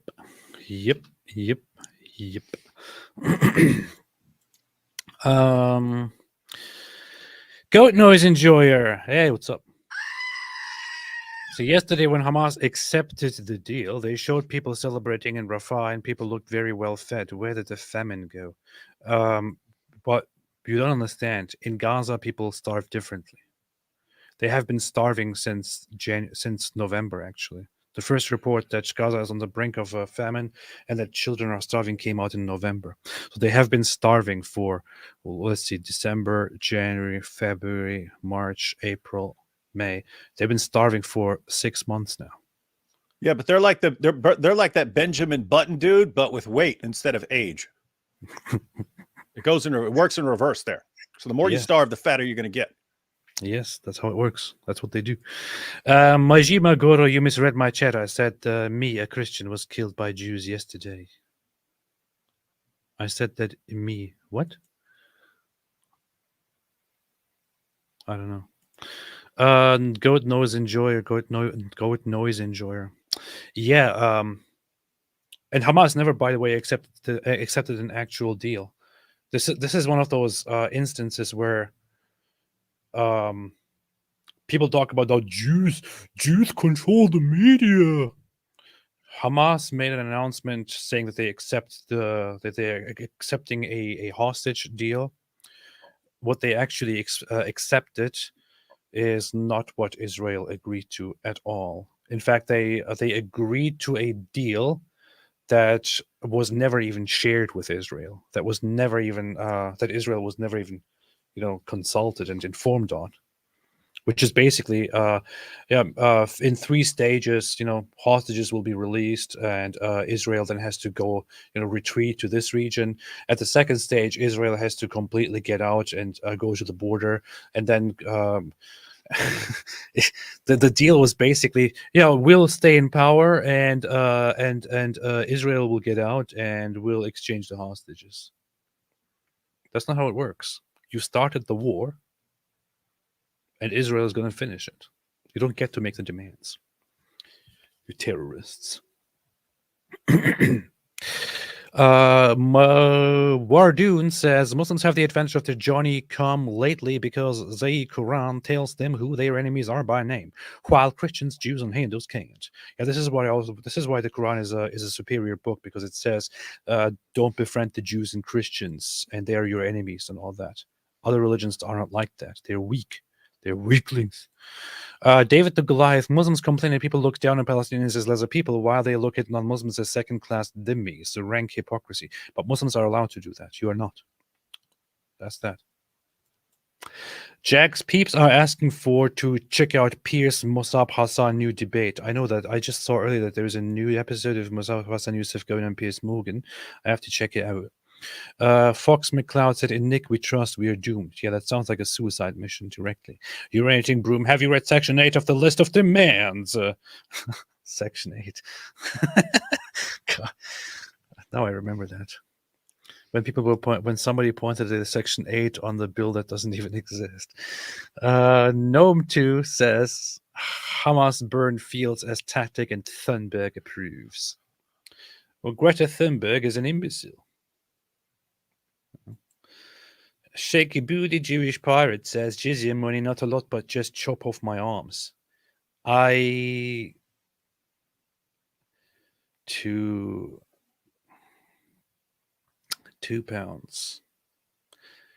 I will just take the fingers. You're fine. You can keep your arms.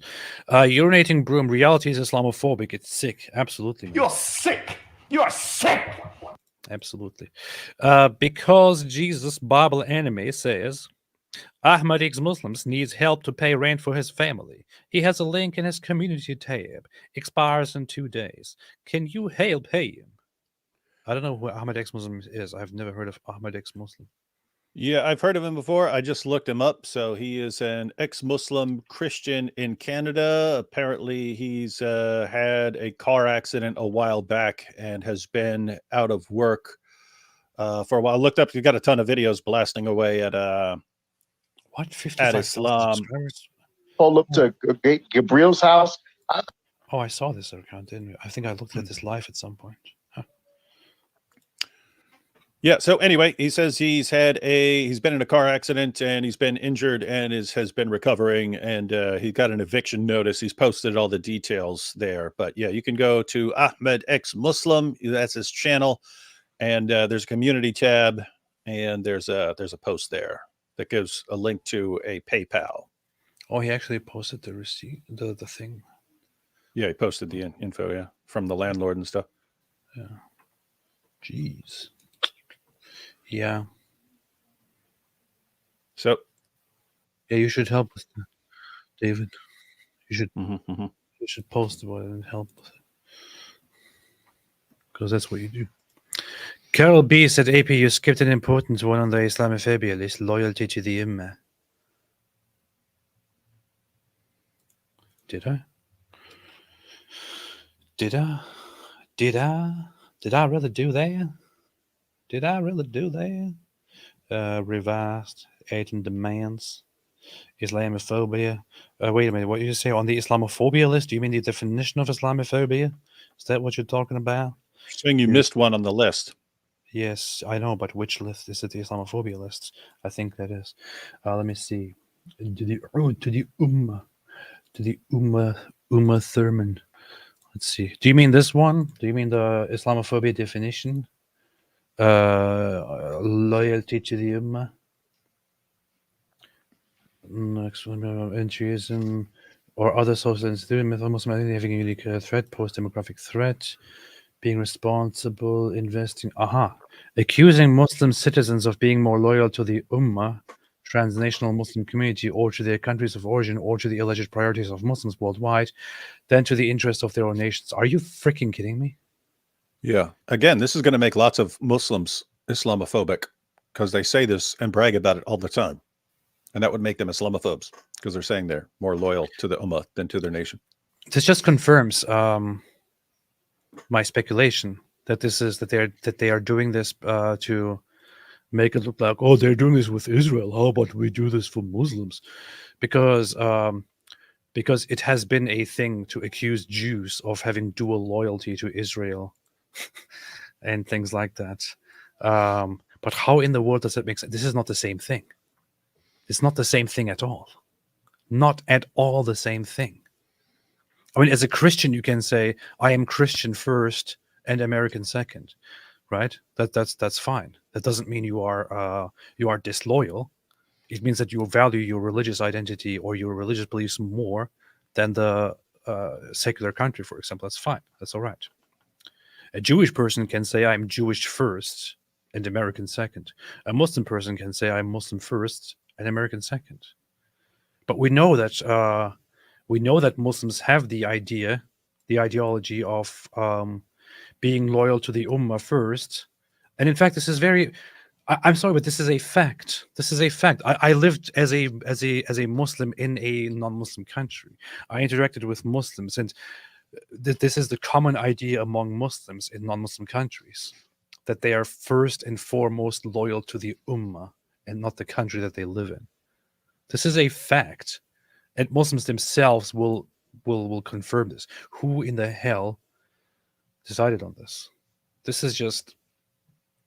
I don't want to say what this is. I have very strong opinions today, and I don't want to speak no more. I don't want to speak anymore on this stuff. Caleb Worku, is AP joining you and IP on Thursday debunking hijab on IP's channel? Anthony Rogers being there like the Ali Dawa debunking vid would be cool as well. I do not know. Nobody told me about that. Yeah, not as far as I know. IP said he wants to go through Hijab's video, and he asked if I want to join him, and I said yes. So that's all the details I have right now. I haven't even seen Muhammad Hijab's video, so I'm not even sure what we're going through yet. But I know he posted. I think it's that Turkish one with those Turkish dudes. So tell us why Christianity is so stupid and why Islam is so great. We are giving you this hard question. Beast. David the skeptic said physical attacks on a critic of Muhammad or Islam show that Muslims believe that their God isn't big enough to fight his own battles. Well, Allah is a mouse. He's not expected to be big enough to fight his own battles. Some guy says, if it makes you feel better, AP, most of the Muslim men I know personally don't take Islam very seriously. I'm in my 20s. I guess there's always something to appreciate. Unfortunately, the fact that the Muslim vote is becoming a serious issue in places like the UK doesn't make it better. Sid Dave said we will eventually all become Islamic like Dune. We will go to space and perform Ramadan to the Earth, moon from the Islamic colony on Mars. Even alien xenomorph and predators will become Muslims. This is true. Chloe L. Matt Wood, if you're still watching, you disappoint me big time. You were my hero. I wanted to also stand up to a Muzo crowd and let everyone know truth, but you blame Jews for what Muzo hate march do. WTF, bro. Oh, yeah. That is the reaction of several of us. That is a very, very mildly put reaction. Yes.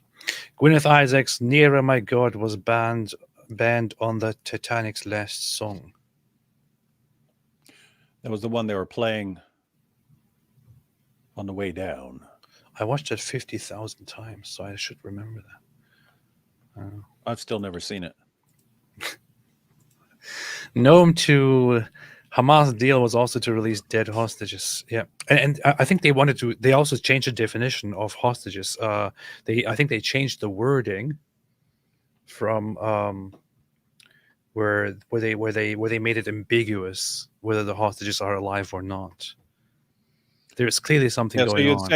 So you'd say, and in exchange for this, we will return such and such number of hostages, whether living or dead, something like that.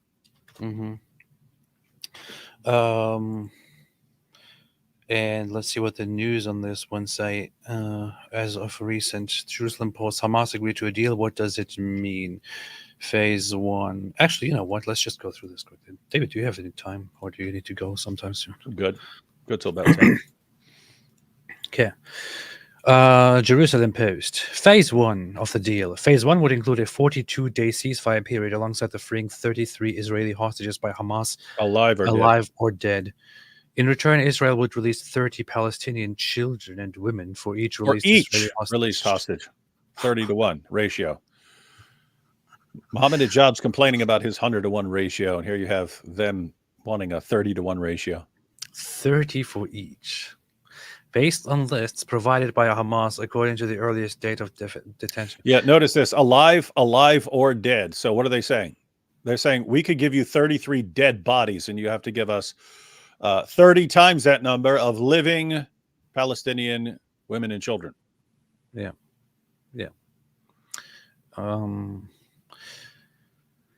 Of course, you have to ask the question why those women and children are detained to begin with.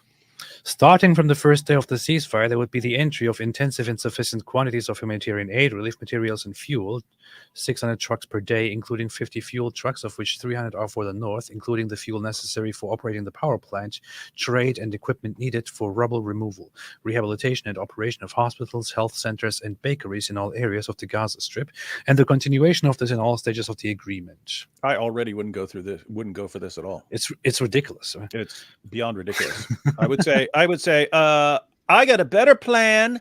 How about I continue until Hamas is wiped out, and then we'll talk. Yeah. I would just say, how about no? Hamas would release 3 Israeli hostages on the third day of the agreement and then release 3 more hostages every 7 days, prioritizing women if possible, including civilians and conscripts. In the 6th week, Hamas will release all remaining civilian hostages covered by this phase. In exchange, Israel will release the agreed number of Palestinian prisoners in Israeli prisons according to the lists that will be provided by Hamas. We're going to give you a list of which prisoners we want you to release. Yeah, this guy who slaughtered all those Jews, yeah, he's on the list. Give him back, and we'll give you this dead body. Matter of fact, we want this guy and 29 of his terrorist buddies who all join in this terrorist attack. We want all of those in exchange for this dead body. I think there are rumors, I'm not sure if it's actually known, that they want to also demand the release of a very, very special individual known as Marwan Barghouti, who is imprisoned because he was convicted of multiple murders. And he is a leader, a political leader, who could reignite some really, really bad things. He was part of the Second Intifada. He's regarded as a leader of the First and Second Intifadas.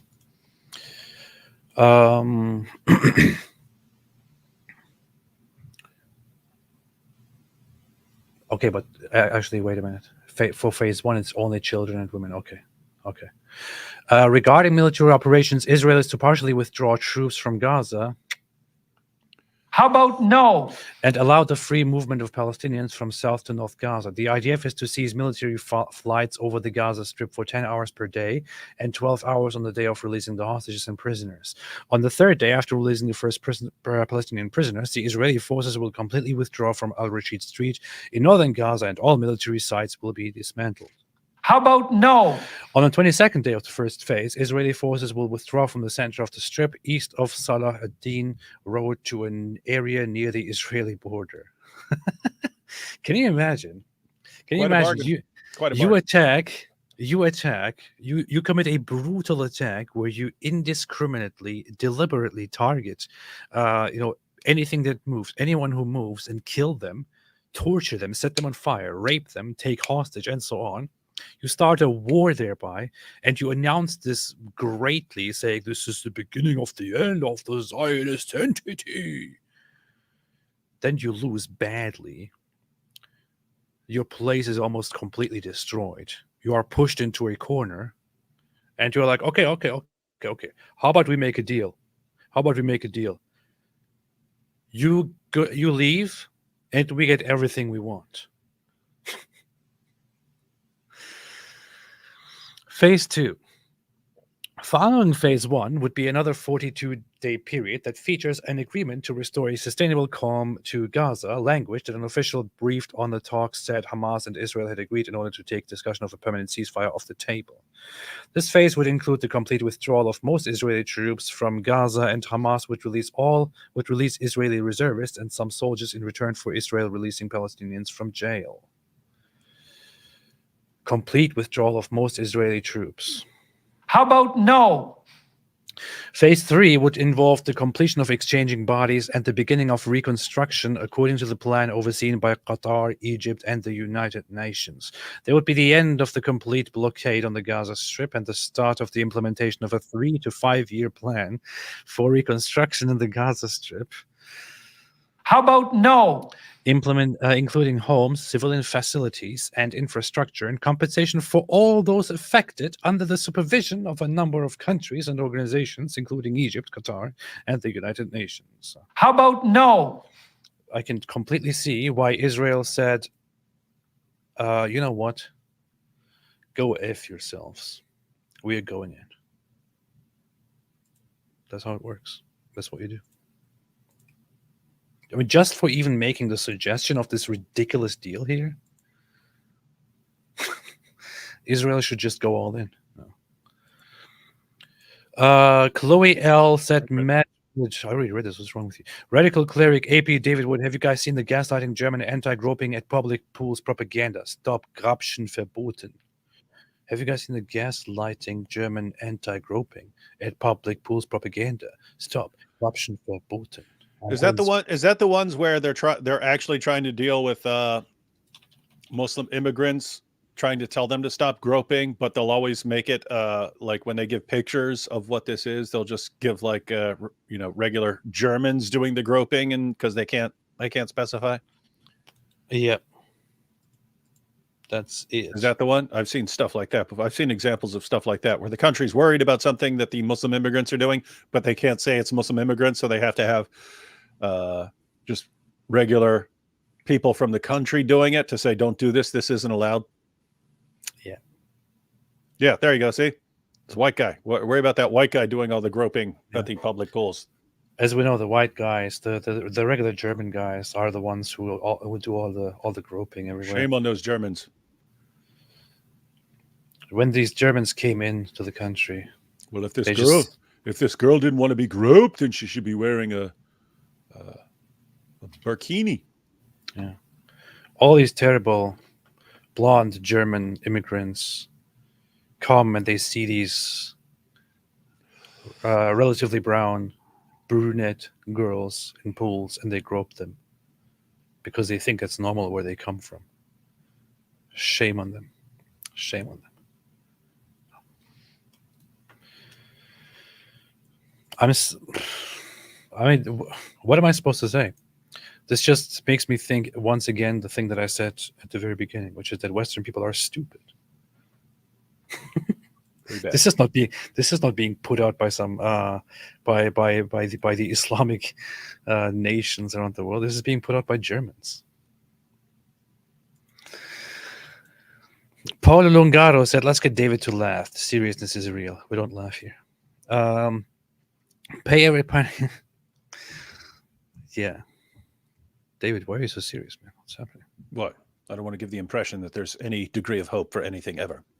But there is no hope. But why would you make it look like there is no hope? Well, people need to be realistic. Okay, there is a super chat I asked earlier. Zane said, "Curb your atheism, AP. You're missing too many super chats." I don't know what you're talking about.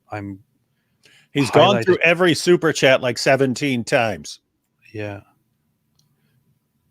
Is there actually something wrong here? Because there is an extraordinary amount of super chats today for some reason. I don't know why, which is very much appreciated and very helpful and very good and very nice and very interactive, and I love it.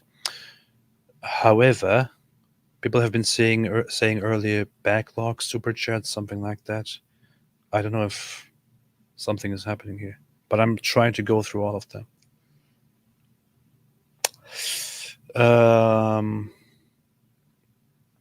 Yes. As the best Hitchens said, the UK is a doomed society for young people. And my advice for anyone young enough is to do so is to emigrate while they still can. Yeah. Yeah. All British people should move to Pakistan to live a better life. Because England is doomed. Find a spot, ladies and gentlemen. Find some spot. Won't last, but find one. There are many places to pick to go to. Pakistan. You can go to Turkey, Tunisia, Morocco, Egypt. Lots of places to escape the Islamization. Hey, your mic's getting staticky again.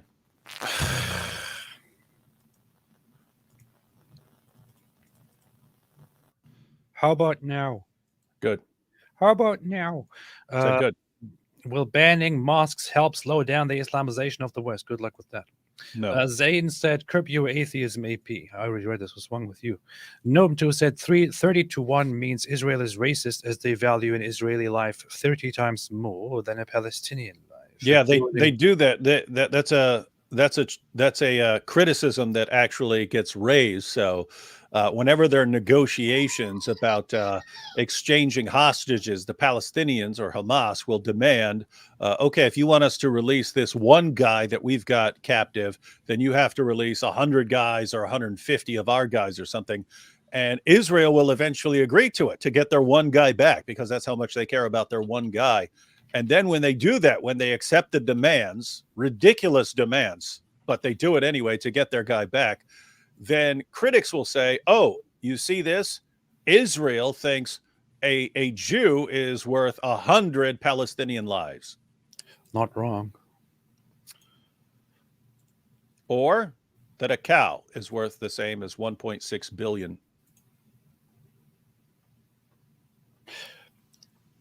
There was an incident that is very well known in Israel in 2014. An Israeli soldier was taken captive, Gilad Shalit. Yeah, they had him for a long time.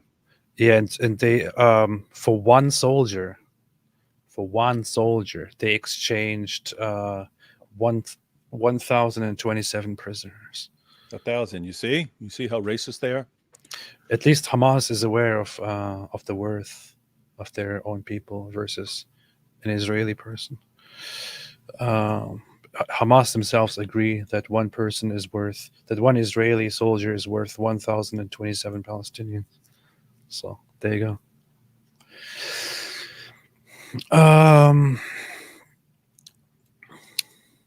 It's not me saying it.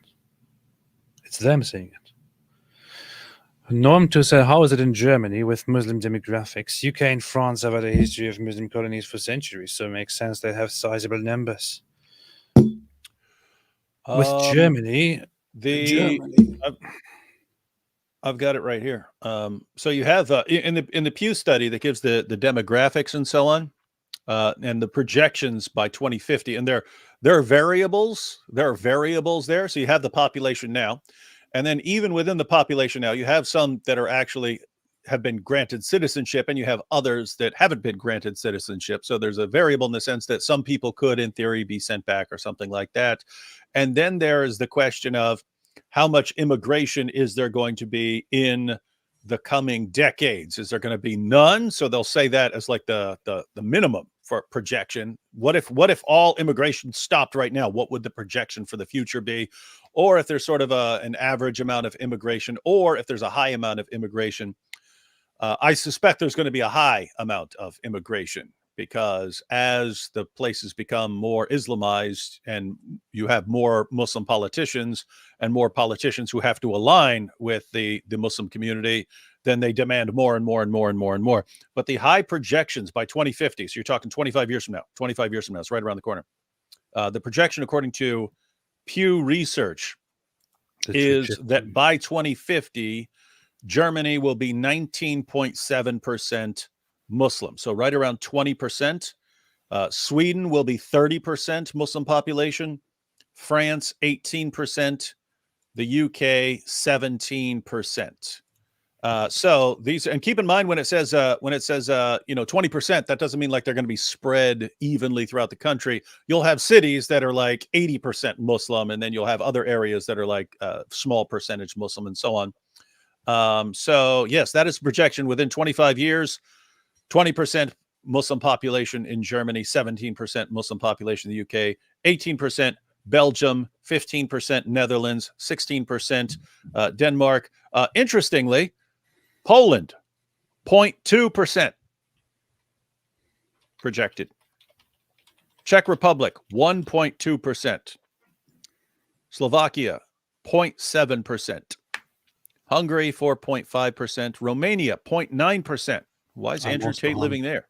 Why is Andrew Tate living there? Lithuania 0.2%, Latvia 0.4%, Estonia 1%. So those countries looks like will hold out a little longer. But once the population of all the surrounding nations are 20%, 25%, 30% Muslim, you're going to give in, Poland. So get out while you can.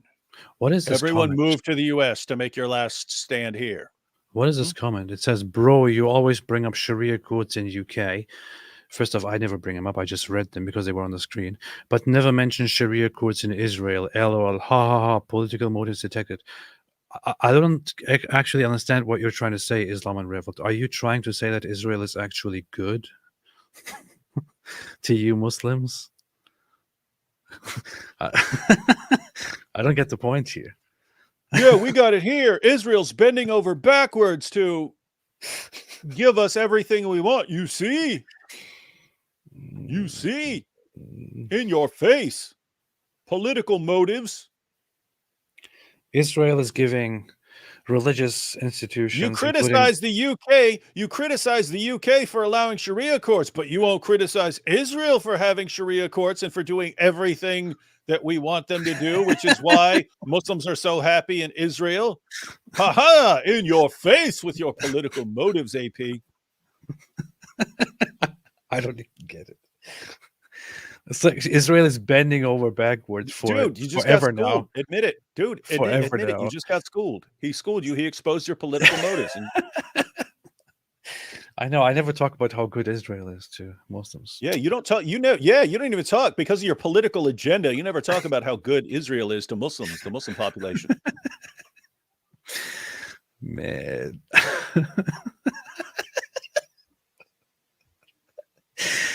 Israel is better to Muslims than their Allah is to them. That's true. That's true.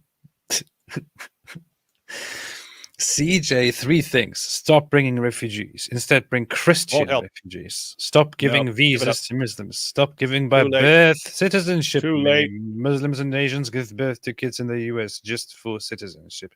Middle East, dude, don't do any of these. It's too late. Give up, CJ. Get CJ, out don't while you- you still can. CJ, didn't you hear what Mohammed Hijab said?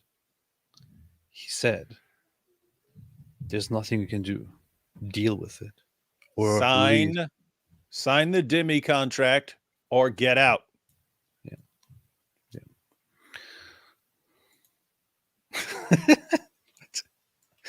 I like looking at funny stuff like this. Egyptian atheist made his post, said, "Fascinating. Fascinating. I saw the prophet eating chicken." Powerful hadith. Um, And then I saw Abu Musa sucking on his fingers. Sucking on a finger. The prophet's fingers. Yeah. We already did this demographic question. Egyptian atheist is one of the funniest and most based and bestest accounts that I follow on Twitter. Would always recommend following this guy on Twitter. In it. Oh, here, look at this. Look at this. Look at how George Washington is being made more beautiful by putting all these flags and stickers on him and putting a keffiyeh on him. Wow, so beautiful. So beautiful. Maybe Trump can solve this by coming into office and saying, "Well, the Democrats, Joe Biden, terrible people. Hunter Biden." A urinating broom said, reminder that Mohijab actually thought that his cringe recitation of the Quran would have had a supernatural effect on Jordan Peterson and his viewers. That was the best video ever, man. That was the best thing ever. In fact, I want to have a look at it right here. We're going to have a look at it right here, where Mohammed Hijab beautifully recited the Quran to Jordan Peterson, and Jordan Peterson was absolutely fascinated, like this. Oh wait, How are they noble? The attributes of God. Also, How are they noble? I was looking at Sam Shimon. The attributes of God, how are they knowable? Is that only through relationship with the book? Does that also have an experiential element as far as هو الله الذي لا إله إلا هو عالم الغيب والشهادة هو الرحمن الرحيم سبحان الله عما يشركون. Why approach the answer to my question in that manner? I don't understand the language. What purpose does that serve in a discussion with someone like me? How do you know when that's appropriate and when it's not? Oh shit! Yeah, shouldn't play this song. Yeah. That was one of the best moments of Dawa. It was the perfect move. That was when Jordan Peterson converted. Yeah. Remember all those Muslim messages? Oh, Jordan Peterson's ready to cry upon hearing the Quran. So powerful. See, that's the dumb thing. Muhammad Hijab actually published that section on his own channel and put Jordan Peterson dramatically on the screen, and on the thumbnail it says, "It is Allah," like as if somebody was saying that. It's just something that the Quran says where he recites it, and making it look like, oh yeah, he's going to convert to Islam. Look how he's amazed by the Quran. Okay, what exactly happens when time passes and nothing, and Jordan Peterson doesn't get fascinated? On the contrary, he says, "How about no? I don't buy your Allah." What now? He just backfired on you. Yeah. And there we have it. David Wood committing suicide on camera. Destiny AP said, every time I see German posted, let us look AI generated. That's because you can't read the superior language of the German people. Arya V, hey AP, where did you get that voice in your soundboard that said Sallallahu Alaihi Wasallam? That's from his video. It's from my from video. the Prophet Tales? Yeah, it's from my Prophet Tales video. Yes. Which, by the way, is cancelled until further notice. Just so everyone knows. Because of complications in collaboration with Saitin, who helped me make the episode. Because of political views. Yeah. But that's where it's from. It's called The Prophet Tales, Episode 1. Go watch it. There's only one episode. Alejandro Sudiro said, AP, what keeps you going in criticizing Islam when you know it is useless since the non-Muslims will not do anything? It's just the money that I get from it. Mossad. Is useless.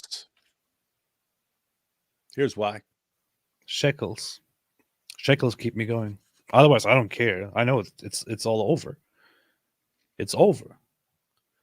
But the shekels, Mossad sends me the shekels, and they're like, "Hey, we know it's not going to work out, but have some shekels."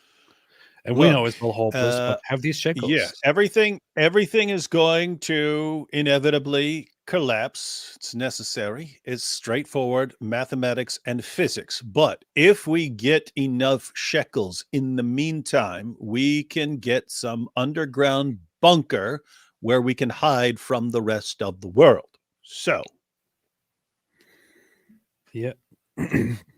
And if you want to know more about that, you should watch the show Fallout, which recently came to Amazon Prime, based on the game, the Fallout series.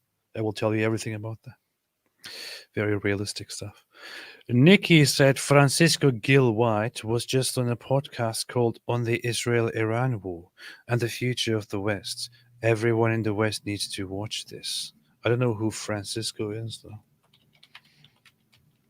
I know who Francisco Franco is. I need to check it out. I'll see that. I'll have a look. I'll have a look. Thank you. I'll have a look. Knows too much said Gilad Shalit deal was terrible, supported by zero foresight, idiots and weak leaders. The result cost the lives many more people, encouraged terrorism. No, it was done by Israelis. It was done by Jews, and they know what they're doing. They're smartest people, and they are behind all of the stuff that's going on in the world. So stop saying this. Yeah, those are always extremely difficult decisions to make. If terrorists or something take, let's suppose a terrorist takes your wife hostage or something like that. You want your wife back, but if you actually meet their demands and they give your wife back, you've just basically encouraged them that taking hostages or kidnapping is a good way to get what they want, and so you're setting up more problems for the future. But at the same time, it's your wife. You want your wife back. And so that I've said this a million times going through these. Islam puts you in positions where no matter what you do, the outcome is bad. So if you meet the demands, you get your wife back and so on.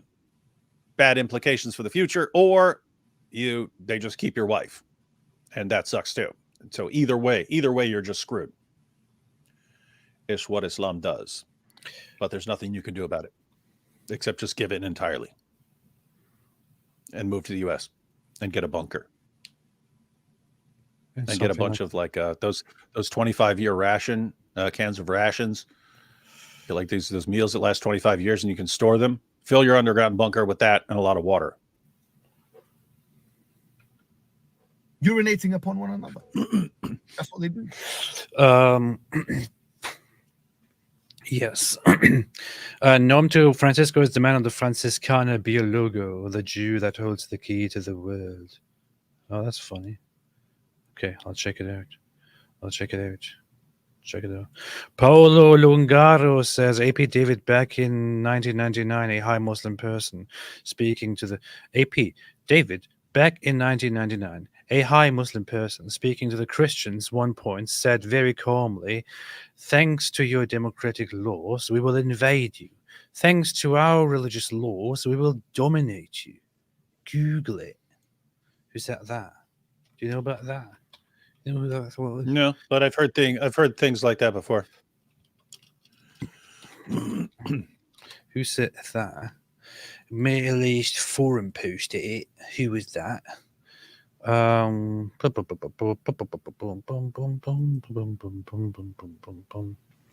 Somebody said somewhere, sometime.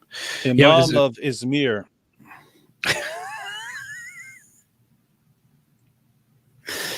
Yeah. Of Izmir. He said during an official meeting on Islamic Christian dialogue, an authoritative Muslim person speaking to the Christian participating at one point said very calmly and assuredly, thanks to your democratic laws, we will invade you. Thanks to our religious laws, we will dominate you. This is to be believed because dominion has already begun with petrodollars, used not to create work in the poor North African or Middle Eastern countries, but to build mosques and cultural centers in the Christian countries with Islamic immigration, including Rome, the center of Christianity. How can we ignore in all of this a clear program of expansion and reconquest? This article is from 1999. I bet there were people back then who thought, oh no, this is just paranoia. 25 years ago. Wow.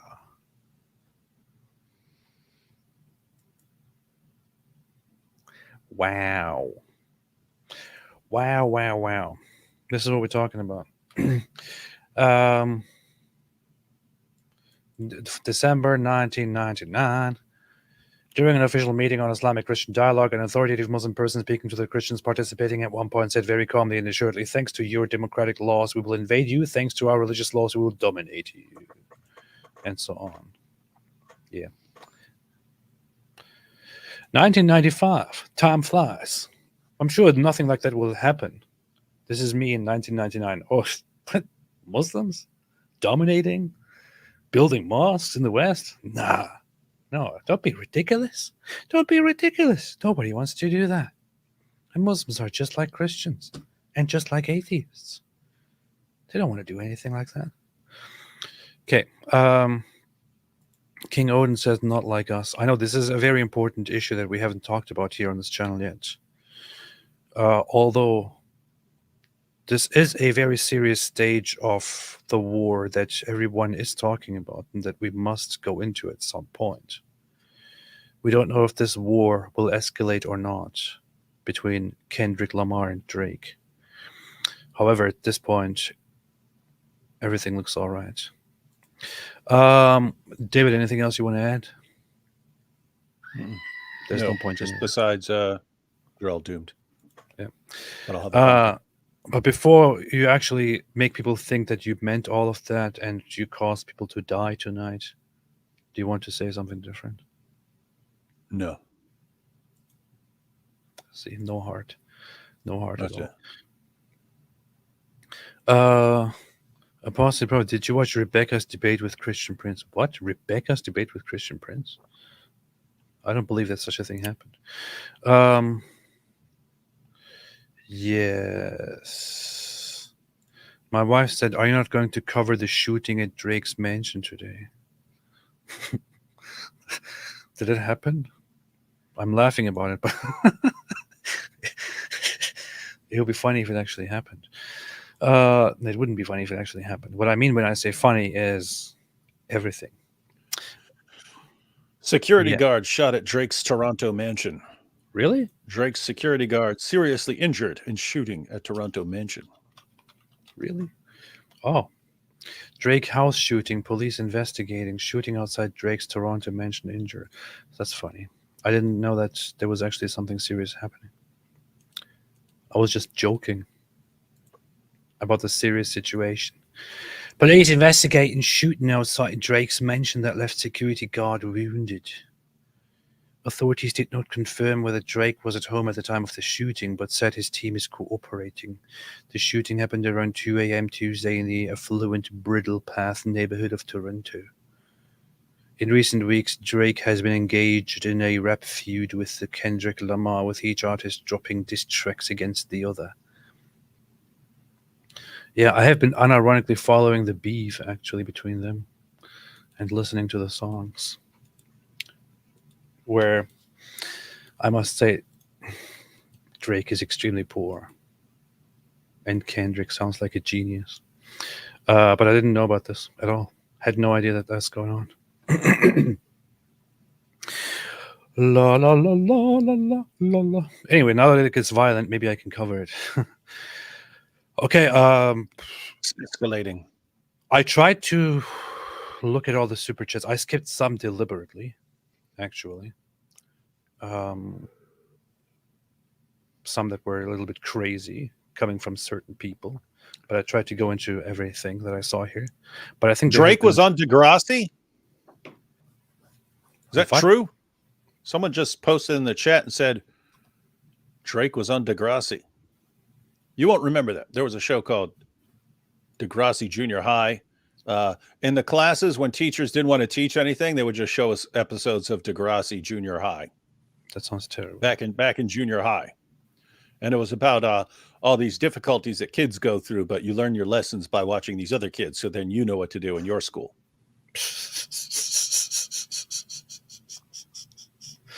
You're like, hey man, someone's offering me drugs. What do I do? And then Yeah, that's interesting. That's funny. Anyway, what wheelchair? Yeah, he was on Degrassi. Yeah, in a wheelchair at the end.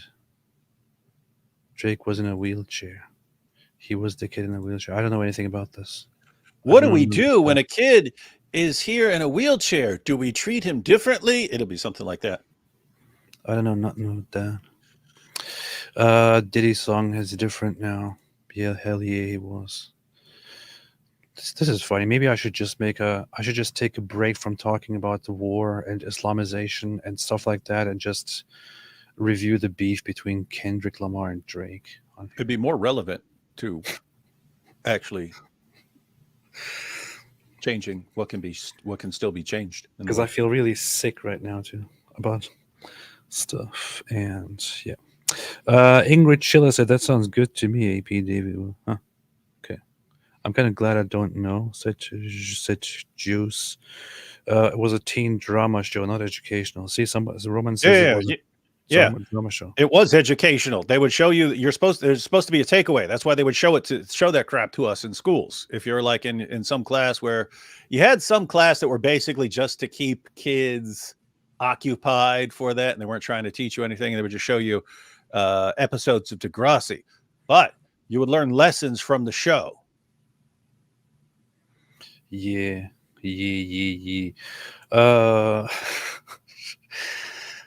Drake was the wheelchair. Okay.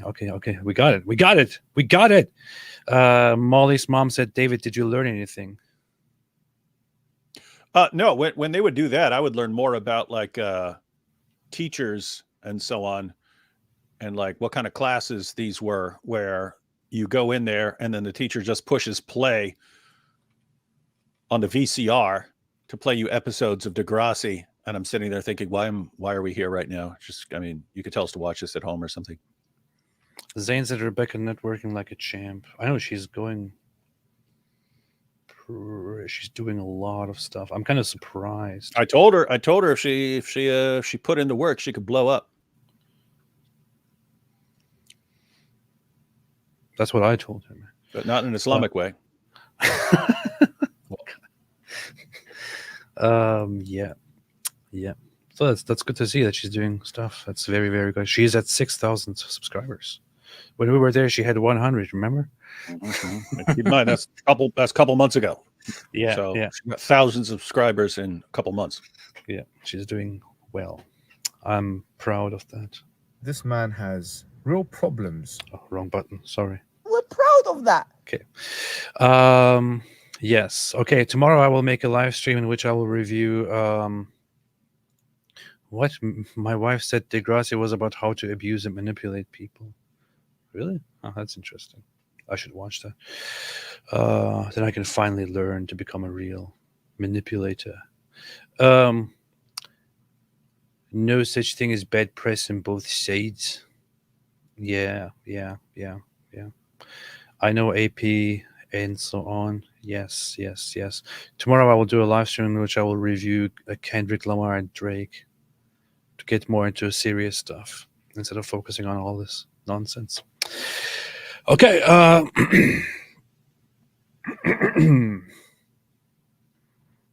Yes. Okay. Thanks, everyone. Have a fantastic day. And you're all doomed. You're all doomed. So it doesn't matter if you stay away from Islam or not. Let's be realistic here.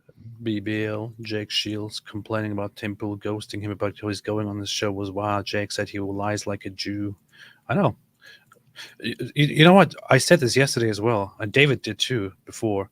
But right now it's trendy to hate Jews. Right now it's in fashion to be a Nazi, to be a Jew hater, to say all kinds of terrible things about Jews. It's normalized. It's you can get away with it, and people just accept it because of the whole Israel thing. This war will be over. This war will be over, and things will return to normal. And all those people who spent this entire time being full-on Nazis and Jew haters will then try to get back to, oh, I didn't mean that. Your tweets are forever. Your tweets are forever, ladies and gentlemen. If you're praising Hitler or you lie like a Jew, the tweets are forever, folks.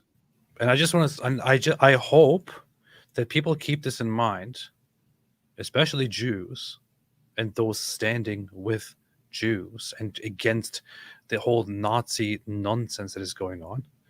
And when things return to normal and all of these full-on Nazis then go like, oh, hell, I didn't really mean that. I hope you remember not to forgive them and not to forget that. Because this is serious stuff. With that said, have a fantastic day. And as always, don't be like the British people. Don't be like the British losers. Stay away from Islam.